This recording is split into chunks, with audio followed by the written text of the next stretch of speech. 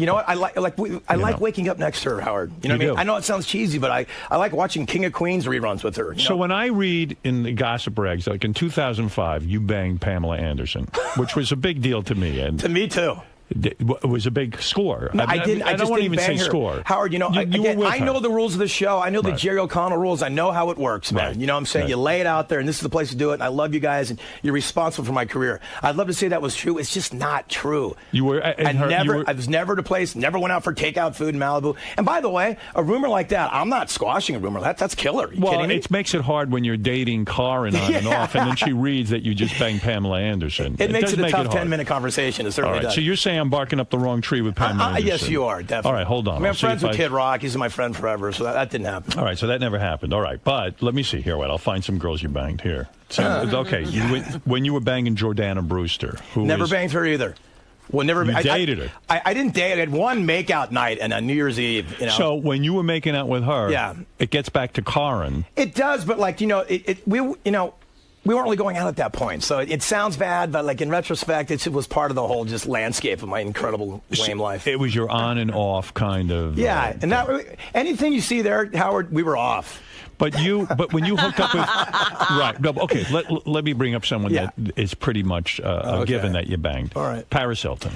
And I know you did. All right, man. Okay, all right. So you did. All right. I may have. All right. All right. All right. Does Karin Does Karin call you up after because Paris Hilton I think is a gorgeous girl. Paris is lovely. She's cool. She's really cool, and her whole thing. She knows what she's doing, and we've had this conversation before. What do you mean she knows what she's doing? You mean sexually? In all ways. I mean, she knows the image she's putting out there and that type of thing. You know what I'm saying? You're saying she's smarter than what we see. In other words, she knows. She's self-aware. Yeah. Forrest Gregg, remember him? Yeah. He wasn't always drunk, you know what I'm saying? Right. Yeah. But are you saying... Was that an old Bob Hope roast reference? Yeah, I mean, you can't believe this. What's wrong with me? No, but what you're saying is that... Okay, you meet Paris Hilton, and everyone thinks she's a bimbo, and everyone goes on her and stuff. And it probably goes through your head, you go, hey, wait a second. I can't be with Paris Hilton. I mean, I just can't be. But you meet her and you find her charming. She's charming. She's lovely. And she just...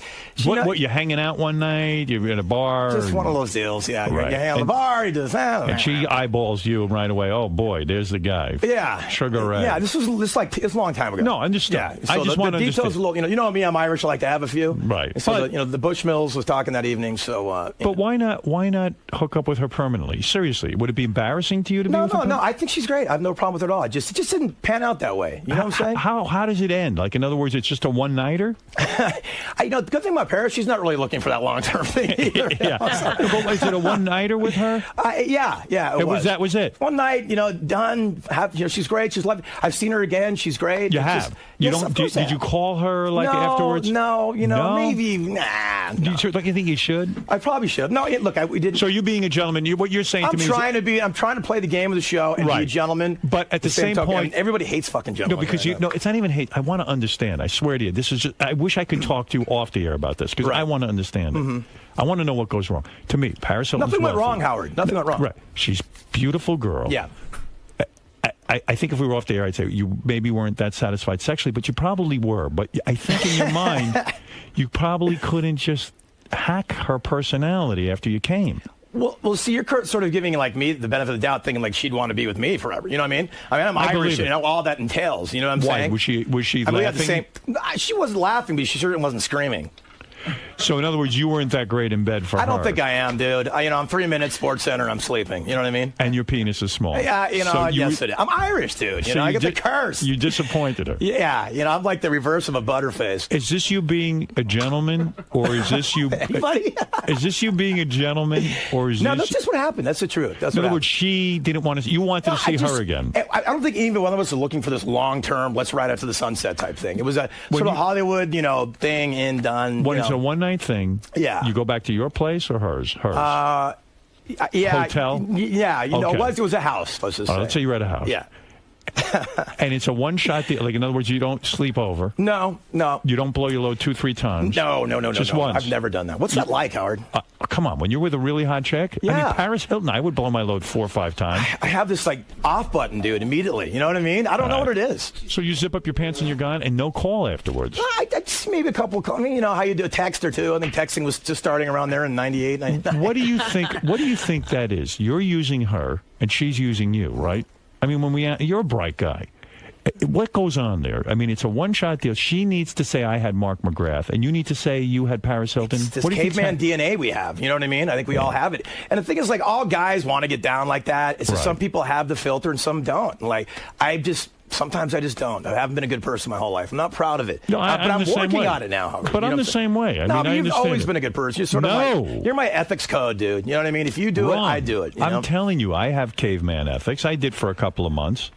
I was bad. You had your lost John Lennon weekend, right? Yeah, but I was bad. I mean, because you weren't. You could never be bad, bro. I was bad. Isn't that a use? I mean, you fuck Paris Hilton. I don't know if it's a use if both people have the same idea. You know, sometimes it's just fun. It's a symbiosis there. Have you ever heard that? I don't think she was looking at me like, wow, this is the douche that sings in Sugar Ray. This is the catch of my life. I disagree. I don't think she was looking at me like that, my brother. I disagree. You know. But I disagree. I think she looked at... Listen, you can put yourself down all you want. I'm good at it. You're a big catch. You got a great career. You're so nice. And you're a good-looking dude. Right, Robin? Sure, he's good looking. He knows that. Yeah. He looks in the mirror. Propecia, veneers, and Botox. Keep me in the game, man. Have you done Botox? I've done it. I'm not lying. Just listen, dude. Why'd you do it? Because I'm lame, and I'm, here's the thing. Are you insecure? I don't want to take myself immediately out of the game. Right. You know what I'm saying? So like I'm going to hang as long as I can. So if you have to like get on a treadmill or like do this, that, I've done it. You know, I don't do it regularly. I've done it. It's not the greatest thing in the world. I don't think I'd make a practice of it. I checked it out. You know, see what these Mark Steinis guys, what they're up to. You know, I was hanging in that Pat O'Brien game for a sec. You know, when you became the host of. By the way, I already said the funniest thing I've ever heard in my life, the Pat O'Brien tape thing. Yeah. And they were talking about, hey, you want to bang Betsy and watch the dog, look at the dog watch and all that. Artie goes, let's join Al Qaeda and all that. That was the funniest fucking thing I've ever heard. I wanted to say that. I think about that sometimes laughing, and that makes me weird. Those tapes are the great. Do you know him? That guy? I know Pat, and Pat's great. I mean, you know Pat. I mean, he's cool, and like, I remember you guys are interviewing. He wants us to go away. But that was so salacious and juicy. It was hard to go away. But he's very cool. He kind of mentored me a little bit when I came to Extra. So you took over his job? No, I didn't take over his job. He was just, that's a very competitive world, entertainment news world. But he was very kind to me and he's a big music fan. He wanted to see me succeed. So Pat, I have nothing but love for Pat O'Brien. I was shocked when you got the job at Extra because I didn't really think of you as a host of someone who would host a gossip show. I thought of you as a rock guy. I didn't either. But what's funny, Howard, is like people, we weren't in the. I wasn't in the White Stripes or Nirvana. You know what I'm saying? I mean, if Eddie Vedder started hosting Extra, I think it would be fucking weird, But a lot of people thought it was weird because although you don't see yourself that way, we see you as a rock and roll guy. So it was sort of jarring to see you now hosting a thing. And almost like a come down, right? From rock star to news reporter. And by the way, let's just say this, you guys. I didn't leave at the peak of the Sugar Ray stardom. Like we weren't just coming off a 10 million selling record. Like Mark McGrath shocks the rock world. It might have been more out of necessity as opposed to like, let's try a new career. But it was a weird move for the band because it meant you weren't going to be available. Well, the irony, Howard, is that they have kids and stuff, and they wanted to stop for a second. So like, I just looked in my messages. I had a couple phone calls to make through the years, and one of them was to Extra. And I literally called them on a Friday, and I go, hey, what's up? And they go, come on down and just meet with this executive producer named Lisa G. And I go, sure. I met them on a Friday. 2 weeks later, I'm hosting the show. I have no idea how the fuck I'm there. I don't know what I'm doing. Obviously, if you watch the first 6-7 months, you had never hosted a show before. What made them think you could do it? Well, Howard, I did a few things. I guess if you can chew gum and read a monitor in a rock band, they let you host the Radio Music Awards or the MTV things. And I did a few of those, and I remember her telling me, she goes, you kind of suck, but there's something there, Wow. And so they were willing to explore that. And that was nice. Well, yeah, thanks a lot. But it was. Is that why you felt the pressure to do the Botox? Now you're on TV every day. I'm vain. I'm vain like other dude, man. Did they say to you? It's embarrassing to admit that. You know what I'm saying, dude? But I gave it a shot. What did you see that you needed to work on? I was getting those weird like wrinkles and shit. In your forehead? I was on the cover of Spin magazine, and one of the comments on it was, and I read all the comments because I'm just masochist, self-abuse guy, and it said, it looks like he has dental floss wrapped tightly around his forehead. And so Jim from Chesapeake Bay, thanks a lot for that one, man. So well, I understand this. When I saw the movie Private Parts, and had a lot of close-ups. I saw that my teeth were fucked up. I saw my nose was fucked up more than I even thought. And I got a little work done, so I understand this vanity. It even shocks me now that I got caught up in it. But you do, you're a human being, dude. And I love to be like, tough guy, fuck it, I don't care, man. But like, I'm being paid for something I don't understand why I'm being paid for. So I'm going to stay in the game somehow. Like, you're not paying me because I'm a great journalist. You know what I'm saying? I ain't going out there like getting the good stuff out of Jen Aniston. You know what I'm saying? Mike Wallace. Right. So there's a reason. You're a good-looking guy, and you want to maintain those good looks. I don't know what it is, but I'm going to keep whatever it is I'm bringing to the table as long as I can, because God's going to take it away soon enough. And I did the bottom veneer thing too, man. Sure. Because I had my top veneers because I had these like weird meth teeth I had for 15 years I had to get rid of. and then did you do a lot of meth? Yeah, I might have done a few back in the day. And then I saw my bottom veneers. I'm like, it looks like Ben Franklin's wooden teeth, like freaking people out. So I got my bottom veneers done, and then I speech impediment for a year and a half. Wow, because it's hard to learn to speak with those. Of course. And then I remember the tsunami came for Sports Illustrated, sexy supermodel tsunami, and I was like, oh my God, I'm quitting. I can't do this anymore, you know? It's tough because that's not your chosen field, and now all of a sudden you're being evaluated on a whole different level. And publicly too, you know. Like I'd go to 7-Eleven, like, and 6 months later, I'd get a case of beer, and this dude would go like, "Hey man, you kind of sucked when you started, but you're getting better, man." And like for some reason, I just fuck with me on my head. Go ahead, tell me how shitty I am. In a way, isn't your fame greater when you host Access Hollywood, as opposed to being a rock star even? Well, I really enjoyed hosting the show there, and the people were great, man. But were you fired? Irony is I wasn't fired. I was asked to do more, and I didn't want to do that. I didn't feel qualified. Is that true? Oh, it's absolutely true. I feel like they gave you the bounce and hired this Mario Lopez. Mario's great. Mario's born to do it. He's good at what he does, and he'll fucking kick your ass, by the way. That guy's a bot. He's gnarly. He's really good at what he does. I'm not really born to do that. I don't know what the hell I'm born to do. Do you feel you were pushed out in any way? A little bit. Yeah, a little bit. I mean, they wanted to change the sort of scope of it. Look at, the ratings were going down. The entertainment news genre in general sort of circling the drain because of the internet. Similar to what happened in the record industry. You have TMZ, Perez Hilton hitting things at 7 in the morning, unchecked and salacious. So the ratings started to go down. They started to go down. They did what they had to do to make a shuffle and a change, and now Mario's kind of like, he's great. He does it really well. But they told me, listen, Mark, if you want to stay here. So they brought in a younger stud. And it was your worst fear because that's why he was doing the Botox. You were Botoxing. You think I had self-esteem issues before? I got replaced by AC Slater, dude. Exactly. You know what I'm saying? Was it a real? Let's be real. Was it a bit of a blow to the ego? You know me. I'm just like this manic flow from, just panic guy. Maybe that's why you want to get married now. You see it all. Maybe it is. It's all making sense to me. I got nothing left, man. Why not get married, right? Right. But, I was there for 4 years, Howard. I thought I'd be there 6 months. So I was sort of ready to go. And what the conversation to me was, listen, Mark, you need to do more. You need to go out 7 days a week. You need to, 24/7 on the weekends. And I didn't want to do that. And like, they wanted me to do live shots on Larry King and talk about Paul Newman and his cancer. And I'm like, I'm out. Yeah. I'm going to protect everybody else. I'm not professional enough to do that. Right. It's not cool. No, but there was sort of a phasing out as well. I mean, I think they knew by saying now to be like later. You know what I mean? So the job was paying about $500,000 a year. More than that, man. Really? The job was good to me, man. I didn't, it was nice. It started out at $500,000 a year. I know that. That was the first year's salary. How do you know that? I believe me. How do you everything. know that? I know salaries. Listen, I negotiate. You're right. You know more than anybody. Yeah. So it started out as a $500,000 a year job. Mm-hmm. By year 4, year 3, and now you're a success at it. It was getting close to 7 figures. No kidding. Yeah, and listen, it was like the most mellow job in the world. I went there and went, hey, Lindsay Lohan was out last night at Hyde, and it was great. It was fun. It was a great job. I loved the people. What was your schedule like? How long does it take to work? 8 to 2. 8 in the morning. Yeah, 8 till to 2. 2. Yeah, really? It was long? Great. Yeah, and you did some things on the weekends and the award shows and things like that. But it was mellow. It was great. And I'll tell you this. And they pay almost $1 million a year for that. At the end, they were. Yeah, it was nice. In the entertainment news world, man, I'm telling you, these guys kind of get a bad rap because it's kind of like surrounded by a layer of Velveeta cheese, which is well deserved. It is sort of entertainment and fun and kooky. But these guys are some of those hardworking professional people I've ever met in my life. You show up at 6 o'clock in the morning. There's no show, Howard. And 4 hours later, there's a show they put out every day. No, it's impressive. It is impressive. And I feel like now that I've been in the inner workings, I see how it works, and I think they should get the credit they deserve. And they're almost too professional for me. I'm like, God damn, you guys are working too hard. But did you ever feel bad when they would cover some people in show business and stuff, and they would take glee in their tragedy, like a celebrity divorce or something I like would that? if it was Glee, Howard, but no one. They didn't. It was done classy. There was a class to what they did there in entertainment news. It wasn't so They weren't bad. getting off on people's depression or misfortune. You know what I mean? Right. I couldn't handle that. I couldn't. I wasn't raised that way. You'd be out of that. I would have been done, yeah. Right.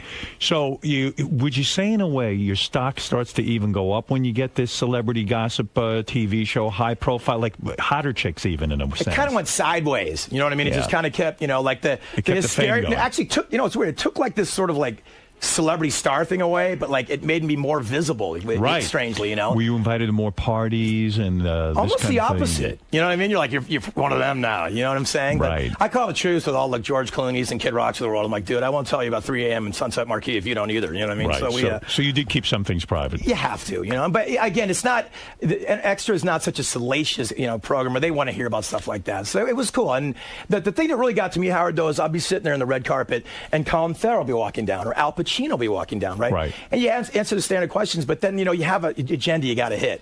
And when you see Al Pacino walking down the red carpet and you have to ask him a question about what he thinks about Britney Spears and the latest Kevin, right. You feel like a douchebag. It makes your insides wrap around your insides. Yeah. And you were the guy who would be on the red carpet before as the celebrity walking down, and now all of a sudden they're asking you to work the red carpet, and it's weird, right? That I never had a problem with because, Howard, I never really thought of myself like that, but it was just it would not bother me, just like getting information on people they didn't want to talk about. That was rough, Asking Colin Farrell about his beauty tips. He's like, dude, we just had a beer the other day. What are you talking about? So you're not banging any other chicks now? No. I'm really trying to get this thing together. I really, and I never thought I'd do it on VH1. And the irony of this thing, this is real life happening to me. And like Jason Hervey and Scott Baio, came to me with the idea. I go, listen, we have this franchise.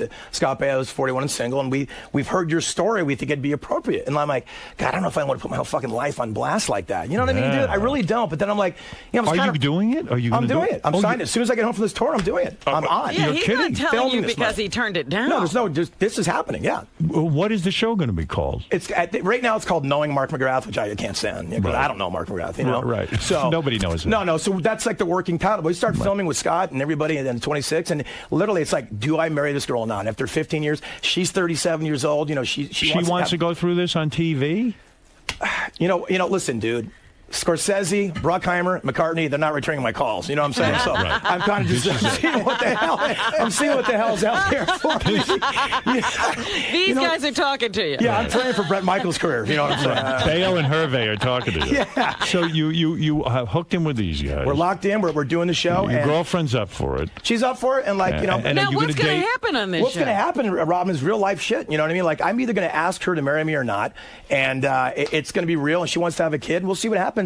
I never thought I'd be a VH1 guy. Are you going to date other women during the show? We're going to be on. Some of it's going to be on the road. So Temptation and girls that I may or may have seen before in Chicago or Detroit might be there, and might just sort of just guide me along my path. When is the last time you banged a gal? A gal, yeah. Wow.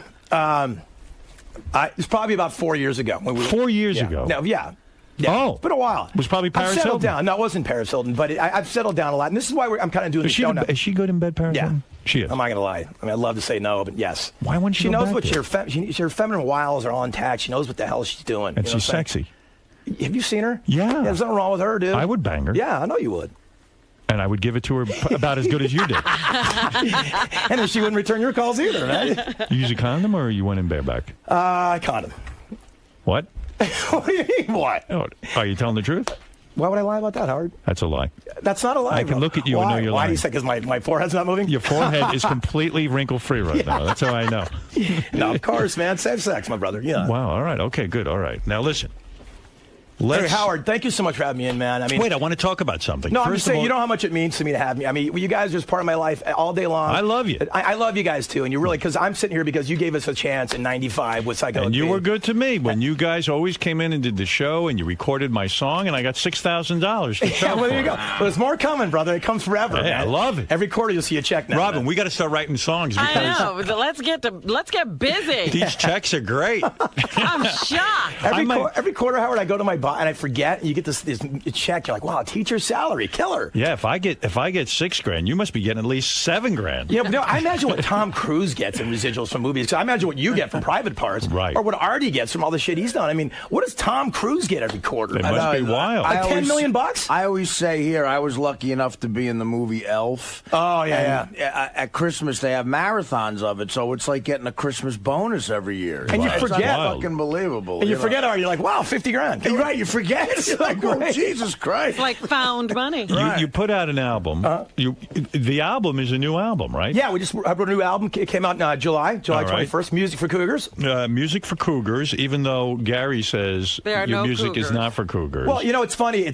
That title's not meant to be literal. There's a little bit of irony there, and people are calling me to be like the spokesman for Cougar Nation and stuff. I'm like, dude, I'm 41 years old. No Cougars are checking for this saggy ass anymore. You know what I'm saying? Well, come on. But I mean it though, and that's the irony of it. But I think our fans have kind of grown up with us, and I imagine some are our age. So it's a tongue-in-cheek title, obviously. All right. So the new single is called "Girls Were Made to Love." Yes. I don't think you need to explain that. Girls Were Made to Love. What else do you need? Why did you write this song? Actually, it's a sample from Don Everly from the Everly Brothers, who wrote the song back in the day. And it came from the Gym Class Heroes guys. They had this track, and you've heard of that band, Gym Class Heroes, of course. And they didn't use the song. I guess they felt it was too poppy, so it got into our possession somehow. And I'm like, this is the greatest song ever. And when it's sort of like a rap track where you had the chorus was a sample. Yeah. And they're like, how do we build this? I don't rap. We got our bro Collie Buds to be on it. It was just amazing, like Justin Timberlake of dance hall artists. Right. Incredible. And we put it together and we figured it out. Now, what is this song? She's got the woohoo. Basically, it's about older cougar broads. That's the one cougar song. And actually, I was watching, I like all sort of cheesy reality shows. I love them all. Have you ever banged a cougar? When I say cougar, a woman Robin's age. You can do it now. Robin looks so beautiful. She transcends all that. Could he bang you now? He could have banged me at any time. He never tried. Yeah. Oh, yeah. She'll spread for you. I felt love from Robin back in the 90s. Not anymore, though. Because she's on to like Gyllenhaal and all those cats. No. She'll bang you right now. Pull your pants off. Robin, go in your little booth over there, and we'll wait for you guys to get done. I'm down. Don't even, seriously, I'll be part of the show. I don't know what you're so good. That Botox is working. She wants you. Wyclef Jean banged you in there. Remember that? Stop that. Well, no, he simulated. He tried. I was listening. I heard. Do you, in other words, have you ever banged someone in their, let's say, 40s or 50s? No. No, I haven't. When I was like 21, I banged the chick was like 35. Yeah. But the cougar term wasn't even like in effect back then, so it wasn't really part of the natural inertia of the earth. So you've never. No. This is only a fantasy. That's not really fantasy. I was watching the Orange County Housewives, because my life got no meaning, and I'm watching it, and there's a girl that always goes woohoo when something happens. Her name's Vicky. You know what I mean? Some women make very annoying noises. They do when they get like a glass of wine, like. Yeah, you get very excited. I know. Yeah. Which is grating on the back of your brain. I watched this TV show, The Bachelorette, and this girl, every time she gets excited, she goes, woo, woo. And I go, what is that sound? Yeah. There's a certain group of women that make annoying noises, like, let me think, like every one of them. No, I got to tell you. When women get excited, they get annoyed. I said to my wife, you don't make those annoying noises, thank God. Because I don't think I could be married to you. It's Howard, what did you think of the Billy Joel, Katie lead thing? What, being divorced? Yeah, how does that play in your whole world? I actually know them. I know this. That's why I'm asking you. It's probably not my I was at their wedding. I was getting you in the divorce. He was at your wedding. That's a funny thing because we've had Katie over the house a couple of times since the divorce, and I've spoken with Billy on the phone, and he called the other day, and I think he was checking in to see if we were still friends. And so bizarre. Yeah. That's right. And I know both of them, and I think they're great. I guess, in the beginning, they really were kind of doing a lot of stuff together. Billy went off on tour. She was doing her own thing. Yeah. She was not cheating on him. I know that for a fact. You would. She was not cheating on him. But I think the two of them just completely fell apart after a year. And I think it is the age difference, too. I think that Katie's very young, and Billy's like a guy in his... he's 60. He's 60. It's just, it's a big difference. I was like, gee, this is an interesting thing. Could this last? Almost 40 years difference. Almost 40 years difference. Dude, you go on the road for 2 months like Billy Joel does, and you just want to go home in your cocoon and just not, you don't deal with people. You don't certainly to go parading down to a book signing, you know what I'm saying? That's sort of the problem. I mean, when you're, I'm 55, man. I don't have a lot of energy to go. Howard, you're the youngest 55 in the history of the world. Yeah, well, you've reversed the aging process. It's the Botox, my friend. But you did Botox. I know you did. Never. I can never. See it. No. And you don't try your hair? He'll never. tell us on one of those times that he wants to reveal secrets. I know. Not right now. I swear. Revelation show. I swear on the life of my children. I've never done Botox. That's enough for me then. I'm not going to stop it. I'm telling you the truth. I swear on the life of my children. You don't need to swear. Because no one believes me. I've never done Botox.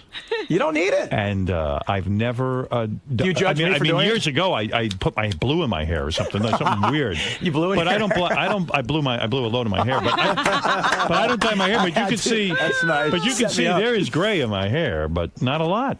It's amazing. You know, listen, I'll tell you the truth. I've eaten infants to stay young. All right? I've sucked the blood out of them. The bone marrow, everything. Yeah. I eat every part of them. Nothing goes to waste. You need a third world kid. Yeah. Well, that's where I get them. Kid. That's where I get them from. Right. I adopt them and then I eat them. Right, of course. And it keeps me young and feeling great. Most importantly, I'm here to ask, are you 13, 14 months out of here, 15? I mean, yeah. Because... Yeah, you are. Yeah. Okay, cool. Thank you. So you're breaking it right now with me? Cool. No, there you go. There it is. Now they'll hire you back. Yeah, call extra. It makes me sad, dude. No, I don't know. Makes me sad. I don't know. It bums me out. You want to know something I don't know? I'll sit and I'll talk to the company and I'll say to them, do you have anything in mind for me? If it sounds reasonable, and then I would do it. Okay. But I would first meet with Robin, Fred Artie, possibly Benji, and discuss it. And even, sit down and see how everybody else feels. Right. I think that's the way to go. It just would be a sad, sad, sad day. And I just want to take my... Not for me, it wouldn't. I know it wouldn't, but just for everybody who loves you, including myself. You made my career, man. Life would be... That's not true. Did you come on Paris Hilton's face? I did not. I'm too much a gentleman. You are a gentleman. Her back. That's very nice.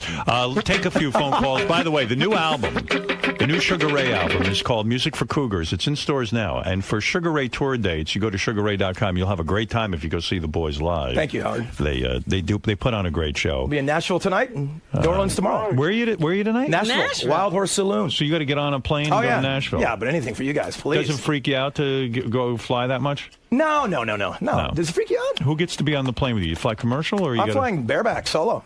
Solo? Yeah. You're not flying the plane. Oh, no.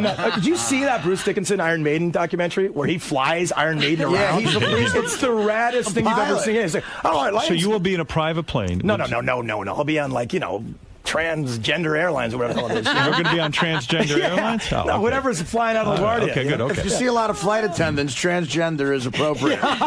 When you're on the plane, do a lot of the chicks come up and start approaching you? It's going to be tough for you to get married. No, yeah. It is. But Hart, I think you said you were never getting married, and you're married, bro. I'm happy. Look, I think that union thing's cool, and the hard part is going to be getting back to good because we fucked it up so early. We really destroyed the foundation. Yeah, how can she trust you? How can you trust her? Vice versa. Right. I'm not the big bad wolf in this thing, and the reason why I'm going through this because I'm not a hypocrite. We've got both our issues to work on. How old is she? This chick? She's 37. 37, and she's super hot. She's really hot. She's got to be Panamanian, hot. Latin broad. Really? Big boobs. Good boobs. Yeah, perfect boobs to fit the body. That's the key. Nice. You know what I'm saying? And like I said, dude, she's my friend. I know that sounds lame, and your audience is like. That's not lame. That's because you bang anybody. You can't be if you fuck Paris Hilton, and let's say she's the best lady you've ever met. If at the end of the fucking, you have to leave because you can't sort of deal with her. Then what do you got? You have nothing. You got nothing. You got, Yeah, that's just you getting your rocks That's off. right. And you can do that by yourself. If you find a girl that you could lay in bed with and talk with and have fun with and do some stuff with and it's reasonable. But that sounds so stupid and lame, but that's the key, man. Well, of course. There's nothing more. There's nothing secret. Left. There is no other secret. You just hope you get to the point around the porch and she puts her teeth in. And when you're there, if you get to that point, you've made it. You're absolutely right. Or you could fuck the chick and then lean over and call one of your friends. First of all, life is very simple. I'm going to tell you something. Yeah. Life is very simple, and people No, wait a minute. Don't you this. start, because you used to say life was simple and that it was another set of rules. All right, I'm giving you a new set. And you broke every one of them. Robin, you're ruining my rap. New set? These she are the holds new you to that, rules. Howard. These Here's are the a new new rule. rules. She holds I you have to that figured forever. it out. I figured it out. Okay. As much as we have been raised to think that we're that horny, you could just jerk off and be done with it. The fact of the matter is, when you have sex with a woman and then you want to be with her after the sex, Yes. that's the secret. The key. But what about the divide and conquer caveman thing? Like the variety thing? Well, you have to do that in order to find the one that you can't believe you actually want to stay there. But that's why the self-satisfactoriness doesn't have... You need to conquer other thing. Me and my left hand, I'm bored of both these guys. How many women have you conquered? 1 million? No, not 1 million. Close. No. Come on. No. What are we talking about? How many chicks have you banged, Howard, would you say? In my life? Yeah, in your life. I'm going to say... I'm not. I'd have to sit down with pencil and paper and give you have an idea. What, I'm you need say, an abacus? I'm going to say an abacus, yes. Is that a Genesis song? I wonder if there are anybody manufacturing abacuses anymore. With all the computers and everything. Somebody's in the abacus business. Now, your number's skewed because you were married and faithful for 20 years. Yeah, but there's still a number, Artie. No, I know. I think it might be 50. Yeah, that's pretty big for For being married 40. for 20 years. Well, you had packed maybe it on there in a year and a half. Wait a minute. You had about 10 before you got a divorce. You banged 40 women in 6 months. Yeah, you did. Damn, Will Chamberlain. I'm going to say then I've gotten. Then I'm wrong because again I'm trying to ballpark. Right. Maybe I've been with 35? 35. Yeah. 35. That's a lot of broads, though, Yeah. for being married. It ain't Will Chamberlain numbers, No, but no. I'm proud of that. Listen, Will Chamberlain didn't have Wilt Chamberlain numbers. Exactly. Come on. You know what? We were doing the math on Wilt Chamberlain the other day, and that would have been like 3 women a day. 3 women a day right. for like 20 years straight. He had to have the flu every once in a while. He had to have a day off. Or he's certainly Jeff given the the flu. Drunk is on the air. For Jeff the great Drunk. Mark What's up, bro? McGrath, the star of Sugar Ray and the new album Music for Cougars. Jeff, go ahead, say hello and ask your question. What's up, Mark? What's up, Jeff? How you doing, bro? Good, how are you? I'm excellent, man. I wanted to ask you about Paris Hilton. Oh, God. Did she give a good blowjob or what? Not going to lie. She was looks good. like- Not going to lie, man. I saw her videotape. knows what she's doing. Yeah, have you seen the video, man? Yeah. That was about the same era, too, when I got it. I would have. I mean, it sounds like a kind of a sexy night. You meet her somewhere. She brings out that man in you. She's Yeah. got a little feminine girl talk. I think her body's rocking. Her body's unbelievable. He's right. I met her backstage at Letterman once, and Yeah. I think I told you that she oozes sexuality. She's like he says, feminine, and she smells rich and Yes. good. Like she's bathed in oils. Yes. I would She's love never to. used zest in her You know, life. guys, she's got 59 doctors for her vagina. You know what I mean? She's just- But you want to know something? You make a good point in a way. It's like, a lot of guys will sit here because they don't have the opportunity to be with her. But when the truth be told, any guy would want to bang her. Absolutely. She's super hot. Absolutely. What do you think the fascination is? You know But what I'm saying? going in, you're not going to be with her more than one time because. See, Howard, you're romantic, which is so sweet about you. Like, I wouldn't even think about, where's this going to go, Paris? No, the next morning? I don't Like, want to give you we the gotta wrong get fucking impression. pancakes. Get the fuck out of here. No, I don't want to give you the wrong impression. Sometimes I would just be like, I don't care where it goes. I have to have you. Sure. Right. And that was kind of the vibe that evening. And like you said, Artie, I mean, she smells good. She looks good. She had a little voice, and it's just a rap, dude. What It's was a she rap. wearing when you met her that night? Do you Little remember? the short skirt thing with the Yeah. deli section panties. hanging out. You know a what lot I'm of girls. Yeah, right. No girls wear panties anymore. She was okay with it. You know, She had no panties. Zero. Under the skirt was no panties. What are you When going to do, you become Howard? I'm not aware in the of that? panty rule. You know what I'm saying? I do what you got to do. This was at a party. Breathing freely. Whose house are you at? That I don't remember. You don't remember? No. And she's there. How do you do remember? I don't remember. You do. Whose house were you at? Let one slide. No, I really don't remember. I'm kidding. You were at a celebrity party. No, I was not. It was probably somebody cool. No, it was not. It was not. It was not. No, it you was were at not. a I'd love party. to tell you it was not. Now, I was doing that to see if you'd keep me on a little longer. Does she lock eyes with you immediately? She doesn't really lock eyes. She knows what she wants. There's not a lot of courtship and a lot Really? of I mean, she comes over and goes, "Oh, Mark, hi." Yeah, she's just cool, and you know what's going on. You know what I mean? Yeah, she wants you, you want her, and then you go right to the bathroom at the party. I don't know if it was a bathroom. A bedroom. I'm not beyond that. But, A bedroom. Yeah. And when do you come to find out that there's no panties underneath the skirt? Early. Pre-bathroom. I mean, pre-bedroom. Pre-bedroom. Yeah, First, What, did she just That's show probably the you best- that? but how Did do she you just know sort of that? let you know? because you were sitting in a chair? yeah, just you could see what she had on you. You check. I'm looking at the property and the goods. But you stuff. probably figured there's a thong under there, Yeah. right? No, you could tell, dude, because she had this really tight skirt shit. See-through? Like a white, she was really bringing it back then. Wow. Before she tried to, pre-jail, all that stuff. She wasn't really well known at that point. Maybe she was trying hard. She was starting to be like the socialite, Page 6 kind of chick. She hadn't really gotten that reality show yet and all that. So. Oh, before the reality Yeah. show. Wow. I'm telling you, it was a long time ago. She was very young. And she wasn't 18? wearing panties back then. She had to be 18 then. No, she was older than that, dude. 19. I mean, If there's that's grass in the valley. What year was this? Well, I don't know. You don't even know. 2002 or 3. 2002. She was 12. So you. I can't imagine. Boy, this is exciting to me. It what was you were exciting, Howard. describing. I'd love to say, it was many times and all these great things. Sort of like, a sloppy. But I don't understand something. But I don't mean to dwell, but No, I'm trying to help you. how do you know she's not wearing panties? By looking at the skirt, or Yeah. is she bent over and she just makes it clear that there's no, like you can She see wasn't her. making it clear. She wasn't like flaunting, but Right. I could tell. You can tell She had like that. a white skirt thing, and you could just tell. With the high heels. Yeah, and she knows how to dress, man. She knows, she knows what Yeah. she knows what she's doing. Yeah. She's the blonde bombshell Marilyn Monroe type. Yeah. She's our generation of that sex bomb. Yeah, she certainly Yeah. is. And so so she makes it clear, and then you say, let's just find the bedroom. and the two disappear, and everyone at the party knows. Yeah, but it's a little messy because I was getting drunk, you know. Right. So I don't have the, you know, the play-by-play, Howard. I'd love to give it to you, the fingers and all. I just don't have it. You know what I mean? But do you lift the skirt, the mini skirt? It got lifted sometime. You know what I mean? Took her from behind. Did I take it from behind? I don't think so. I think it was just power missionary, bad, sweating, and then fell off. Did you return the favor of the blowjob? Did you eat her out? No, that I didn't do. Why not? I don't know. Why not I'm not return against the favor? it. Not against it. I just didn't do it. I mean, that's a gentlemanly thing to do. It's a gentlemanly thing to do. It's a little reciprocity is always good in the bedroom, but I just didn't. It didn't occur to me. And then after you're inside, so gross. And then after you're inside, God, that's gross. That's the that click. Come on. And then after you finish, you never said these things. What you're saying is after you finish, everyone's like, "Hey, cool, hanging out, blah blah blah," and then you leave the party and she leaves. This was kind of like the end. It was evolving the evening. People had left. I think it was just like a couple of stragglers in this house. Were you embarrassed when you walked out of the room? And this is like everyone knows what happened. Howard, you got to say no. It was like a drunken party. No, people were gone. It was like 6 in the morning at this point. So, it was late. It was wow. Late. As you know, you're want to do out there. I mean, what do you do? I mean, what's the conversation after it's over? And now you're. Well, I've never been a big linguist or conversationalist, so no one's looking for anything from me either. So. Do you hold hands on the way out?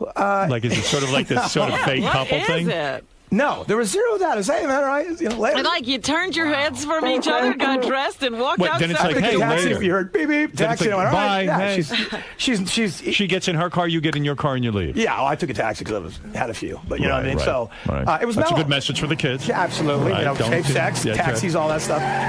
But yeah, dude, there was no big. Was it like the Munsters mobile? No. You just peeled out. There's no Cabby, get me out of here. Wait a minute. They're in somebody else's. Where did the condom come from? You have it in your. He always It was a house of condoms. Yeah. Robin, I carry a gross with me. Paris stores them in her cheeks. Like a squirrel. So that's that. I mean, I don't remember a lot of the evening. You should have called me and told me about it. I would have loved to, dude. But do you high-five the guys on the way out, or are you just trying to play again, Howard? Like, I'd love to say there's this giant sort of American Pie party happening after that happened.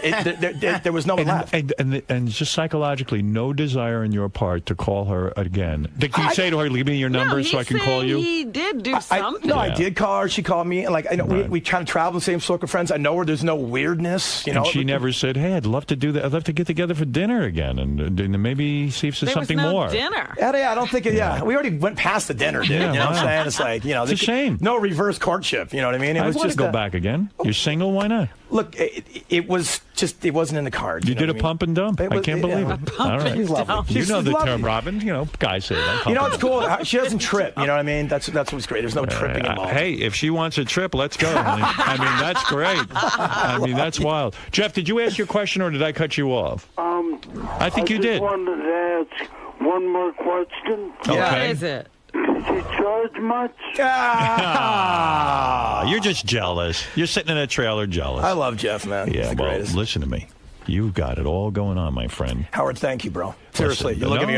Thank you so much for having me through the years, man. You've been nothing but a stellar king to me, and I appreciate it. I love having you here, and I love hearing about your life because, believe me, it's exciting. I wish you luck with this reality show. It could get a little weird. We'll have to watch. I'm going to need it, man. Crazy. I'm scared. I'm literally scared because it's real life. It's really going to happen to me. You know what I'm saying? And what do you got now? A tattoo on your chest, or did you always have that? I got Spider Lockhart, New York Giants. Yeah. And somebody told me you got a tattoo. Mr. Cartoon is a big fan of you. Wait a second. You got Spider. Look at that. Spider Lockhart. Oh, yeah. Why do you have Spider Lockhart? Because when I used to live in Connecticut. I was a big Redskins fan, okay? Right. And this is 1975. Yes. And I got all my Redskins gear on, and they're playing the Giants.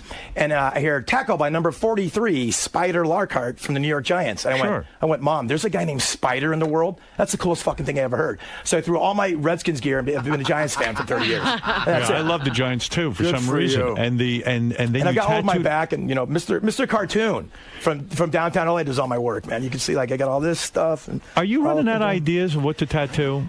As long as there's a bar next to a tattoo parlor, no. You know what I'm saying? You love getting tattooed. It's fun. What the hell, you know? But how many do you have now, Howard? 1, 2, 3, 4. Would you ever are you done? No, I would get more. Okay. I would go get some more. He doesn't have anything the size of some of the things you have. Well, I'm at the point now where I just like, there's... you know, like I see things on TV like you know, Soupy Sales, and I liked him. I didn't get a Soupy Sales tattoo. Well, why not? Well, I'm dumb enough. I got a Rolex tattoo. There's somebody in the world named Soupy. You see that Rolex? That's the Rolex, the Rolex logo. Yeah, my friend bet me $100 20 years ago I wouldn't get Rolex tattooed on me. Yeah. I go, sure. And I go, guess how much the tattoo cost? $100. So I didn't even get $100. I got this tattoo, and I thought it'd be the only Rolex I ever owned. So that's crazy. You know I'm not smart, Howard. I've been telling you that for years. Isn't a tattoo supposed to mean something to you, or is it just you like the idea of having tattoos? I think they can. A lot of mine do mean something to me. You know, but like I said, some I've picked out. Like, you know, Jack Daniels has picked out a few. You know, Jim Beam has. So you know, they're and you just go slap it on me. Yeah, and then I just happen to love the artwork this guy does, and I love the like light gray shade. You know, sort of the And what is that on your back? That's the back. That's Hollywood. That's the whole. Yeah, it's sort of like the you know, it's my guardian angel protecting me over the shallow depths of Hollywood. You know what I mean? You feel you're under attack? Someone's been looking after me. Why? Somebody. Why? I mean, I understand the Giants thing now, but why not put "I fuck Paris Hilton"? I mean, honestly, on a tattoo. Why not? Let it mean something. Really, yeah, you know, no. I mean, why not? Why not? Cool. That's a good one. Maybe right here in my Botox forehead. All right, listen to me. There's more to you than meets the eye. I love you, my brother. I love you too, and it's great to have Mark McGrath here. And by the way, thank you for my royalty check. And, you're welcome. There's more coming, man. I'm thinking of writing you another song. Please do. We're waiting. Obviously, it was successful. Sugar Ray's new album, Music for Cougars, is in stores now, and for Sugar Ray tour dates, you know where to go. SugarRay.com. Thanks, Mark. Thanks, my brother. We'll be back right after these words. Yeah. Mark, how is it to be back on the show, man? Just like home, man. You know what I mean? I knew the Paris thing would come up, and it did, and he got me for a while, which is always fun. And I tell you, just, you know, these guys, it's hard to, like, emote to them what they mean to me. You know what I'm saying? Because I listen all day long and, like, what they've done for me personally and my career, but it's just great to say thank you to them in there. You know, it's I'm getting a little verklempt. You have no idea how much this show means to me and my band and the career, so just an honor to be here. Now, like, whenever you come back, like, you always click with Howard. You know, like, you pick up where you left off. What's the connection? Like, you know, I don't know. That's a good question, man. I don't know. I mean, I'm such a huge fan of his, like, ethic and who he is, his morality as a person. You know what I mean? I don't know what it is. He makes me smile. He brings out my inner light. And I'm a dark motherfucker, man. You know? And there's a lot of sex talk today. Yeah, there was. I'm gonna have a lot of fucking complaints. You know, I'm gonna get it, man. Yeah, are you? Have to pay. Oh yeah, I'm gonna pay for it. Because I've never really disclosed all that shit. You know what I mean? But this is the place to do it. I know it's sort of the Jerry O'Connell rule. You gotta let it fly. And you know, I wasn't gonna be the guy to censor myself on Howard Stern. That's for sure. All right, man. So you had a good time today? I had the best time ever. I love you. This is a Howard TV original production. Here's what you have to look forward to on this episode of The Bonus Show. Scott the Engineer's new intern Pete earns a nickname. Motherfuckers! Benji opens up about his herpes. There's good news and there's bad news. Richard rocks out with his cock out. You gotta look, Gary. That's a good one. Miss Howard TV tries to read. What do you think of Howard TV? We want to know. And Jason gets all worked up over Lisa G. Maybe they just need to get someone younger and more aggressive on the red carpet.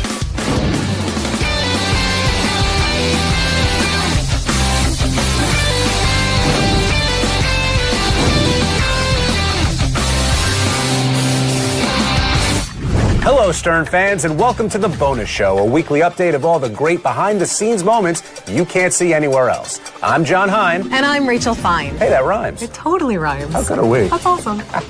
Our first story tonight involves the new guy in the hallowed halls of the Stern studio, 34-year-old intern Pete McGrath. Now, Pete was brought on to assist Scott the Engineer and is already making a name for himself. It has been confirmed through an appearance on air with Howard that Pete suffers from Tourette's and has a problem with the ladies. Apparently, he is looking to go from afflicted to the one who afflicts. Watch this. After years of pranking, we've decided we're getting a little old. It's time to pass the torch down. We have found a protege, the funniest of the funniest prankers ever in the history of pranking. Prankster Pete! What's up, motherfuckers?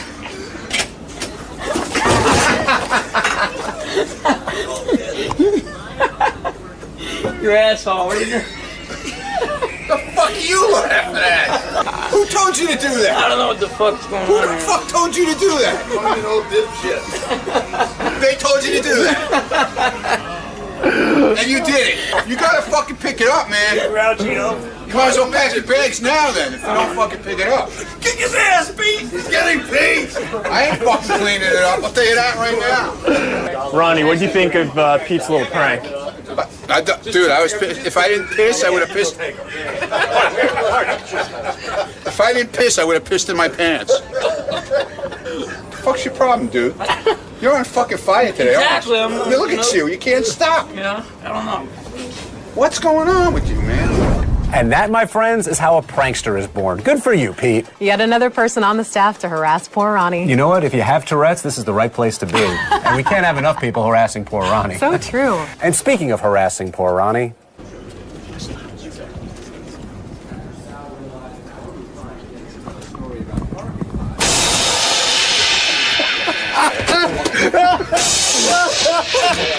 He hit it.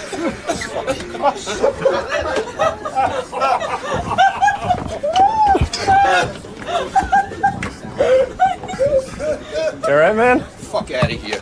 Get the fuck out of here. I'm sick of you motherfuckers. Fucking sick. Well, Rachel, unfortunately, our next story is no laughing matter. Rumor has it that longtime Stern staffer Benji is carrying the herpes disease. Benji wanted to set the record straight, so he invited our cameras to his doctor's office to reveal his herpes test results. Not only am I negative, from what I know, I'm one of the few men in America that are negative for both.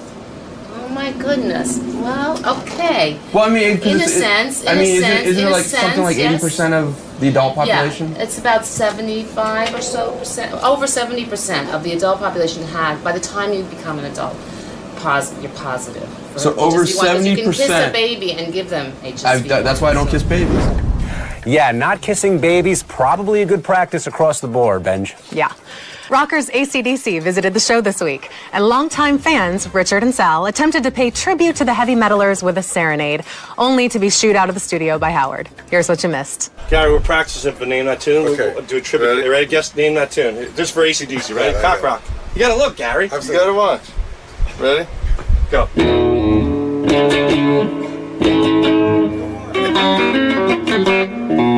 All right. Can we go play for AC/DC? Wait, Rich, take off all your clothes. Take them all off. No? Well. You being passive? No. Bring it back inside now. I carried it out. Done. Wow, I can't believe he taped that pic to his prick. Yeah, well, I guess playing the drums with his penis would have been a bit obvious. It would have been just as ugly, too. And disgusting, yes. You don't want to look at that. I don't ever want to. No, it's gross. Part of the requirements to be Miss Howard TV, along with looking good in a bikini, is the ability to read. This Miss Howard TV passed on the looks, but reading was a different story. See for yourself. A frustrated Beetlejuice riffs with Howard about the rigors of starring. A frustrated Beetlejuice riffs with Howard about the rigors of starring. A frustrated Beetlejuice riffs with Howard about the rigors of starring. And finally, we have Tracy and Anne evaluated. Howard in a diverse or diverse? Diverse, either or, yeah, whatever you're Diverse? Either diverse or diverse. Diverse. So Howard and a diverse or Right. diverse. What do you think of Howard TV? We want to know. Tell me all your dirty little ideas. Okay, just one more time and just say it's you're saying ideas. Ideas? Yeah. Ideas. Yeah. Ideas? It's a New York thing, sorry. Ideas? Ideas. Ideas? Yeah. Ideas. Wow, she had lots of ideas for making that segment work. That was really embarrassing for women everywhere. It was embarrassing for men everywhere, Rachel. Yeah, it was frightening. Now, Ronnie is known for many things, like being short, old, and, of course, most famously, losing his temper. Here he is on the wrap-up show, being all three. Ronnie, before you were here, we were talking about your reaction as compared to Benji's reaction this morning. And the way you reacted to, I guess, were you upset by being the shortest member on staff, or was it what Sal was doing to you? What are you talking about, the shortest member on staff? I'm talking about what happened on the show. Fucking Shuli's shorter than me. Didn't you hear? Was your hearing? I did, but I thought you were taking off your shoes. Shuli was taking off his shoes. And he was shorter. And he was shorter than me. Okay. You can always count on a very calm Ronnie whenever he's on the wrap-up show. Continuing on the old theme, Jason had some sobering moments on the wrap-up show about Lisa G's lack of youth. Lisa, maybe the industry has just passed you by. Like, it sounds like you can't keep up with the new media. Maybe they just need to get someone younger and more aggressive on the red carpet. Where are you guys Well, coming it sounds from? like you're not so insulting. This isn't about me. It's about Howard and getting. It has nothing to do with Howard. Yes, it does. It's sounds his like news department. You are no longer aggressive enough to fight your way to the front of the red carpet. Jason, I'm serious. First of all, you wouldn't fit on the red carpet because you're so fat. You would take up 5 spaces. Jason needs to cut her some slack. She's trying to maneuver through a crowd with those 30 Ds. Rachel, clearly you don't work here every day with Lisa G. Okay, good point. Consider yourself lucky. Got it. Okay, wrapping up the wrap-up show clips this week is a lovely exchange between the ornery Ralph Sorella and a man who knows how to host the wrap-up show better than me, comedian Greg Fitzsimmons. Now, word has it that Ralph has been harboring ill will toward Greg for a number of years. In this clip, Fitzsimmons tries to get to the root of Ralph's hatred toward him. The last 3 or 4 times I've been on the show, you've called in and been really hostile to me, and I'm wondering if there's something underneath it. Honestly. No, honestly. I mean, I was just, don't fucking hide from it because there's something going on. You don't normally talk to me like this, and every time you call in, you got a big fucking problem with me, and I don't know what it is. I think in general you come off bad on the air, you come off whiny, and you come off like an asshole, and that's what I said last time. Yeah. When we were talking about all this stuff, and I just said, well, maybe you're just an asshole. I mean, with all this trouble you have, you're getting in fights on the street over because somebody waved at you the wrong way or something. And you were just talking about this autograph thing, and I think you're way off. You're insulting this caller who is a subscriber who pays money, and you're putting that woman down. I just think you're being an asshole. So you're the police of decorum on the Sirius network. I'm the Howard really judge. shouldn't. We shouldn't. Let's not respect Howard and Baba Booey's decisions on who should be on the show. Let's listen to the fucking dresser, the Ramon clone, who calls in because he sits naked in his fucking bed all day with nothing to do. John, you know what really bothers me about you? You constantly side stare at my boobs and you think I don't know it. Well, from all of us here at The Bonus Show, thank you for joining us. Be sure to tune in next week for more Stern Show gems you can't see anywhere else. For John Hein, I'm Rachel Fine. Good night. Good night. Maybe I wouldn't side stare if you didn't wear such revealing stuff. Enough with the wardrobe, John. Okay, one free look. Go. One free look? One. Go. I'm this not is looking. it. You get one and we're done. I'm a pro, Rachel. I don't need that. Sure. Thank you. Great. People say what it's like working next to Benji, and I say, you know what? He's my friend. Till the end. I don't care if he's late. I don't care if he can't get a date. And I don't care if next to Giuliani he wanted to masturbate. Because he's my friend. I like Benji. It's not popular around here, but I like Benji. He's my friend till the end. And I work next to him and a guy named Fred. And people say, what's it like? And I say, I love it. Because Benji looks like a fat version of John Lovitz.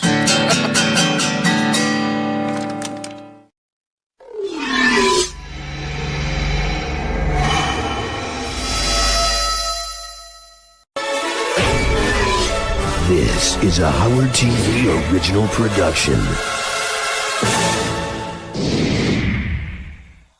Here's a taste of what you have to look forward to. On this episode of The Bonus Show, Ronnie gets busted for snooping around Howard's office. Why in his office, man?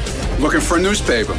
Along with being girlfriendless, JD is also a slob. I gotta fucking clean it up. Gary checks the mailbox. That's actually an excellent question. And Colin Quinn discloses some fruity information. I saw West Side Story last year. I'm not ashamed to say it was amazing.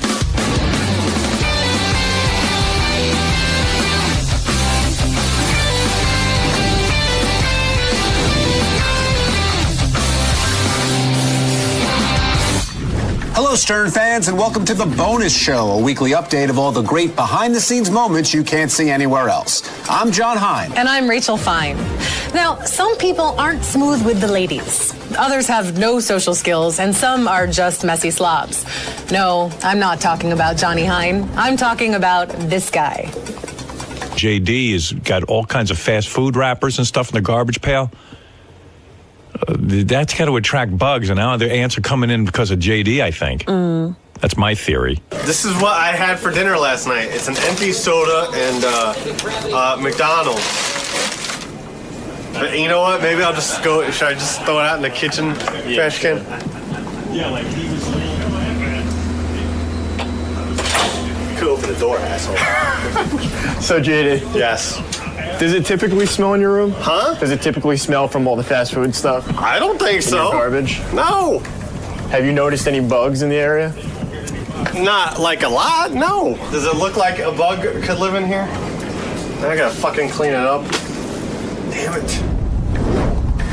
Way back when, before Seth MacFarlane was Seth MacFarlane, he was being pitched to be a guest on the show. That's right. And some of the staffers loved him so much that they would have done anything for Howard to have him on the show. Anything. The Howard Stern Show Creative Meeting. We've been pitched this guy a bunch of times, the guy that created Family Guy, Seth MacFarlane. Right. That religious group that went after you went after him like 2 weeks ago, and his statement was, suck my dick, back to them. That was his press release to them. Wow. I'll suck his cock. I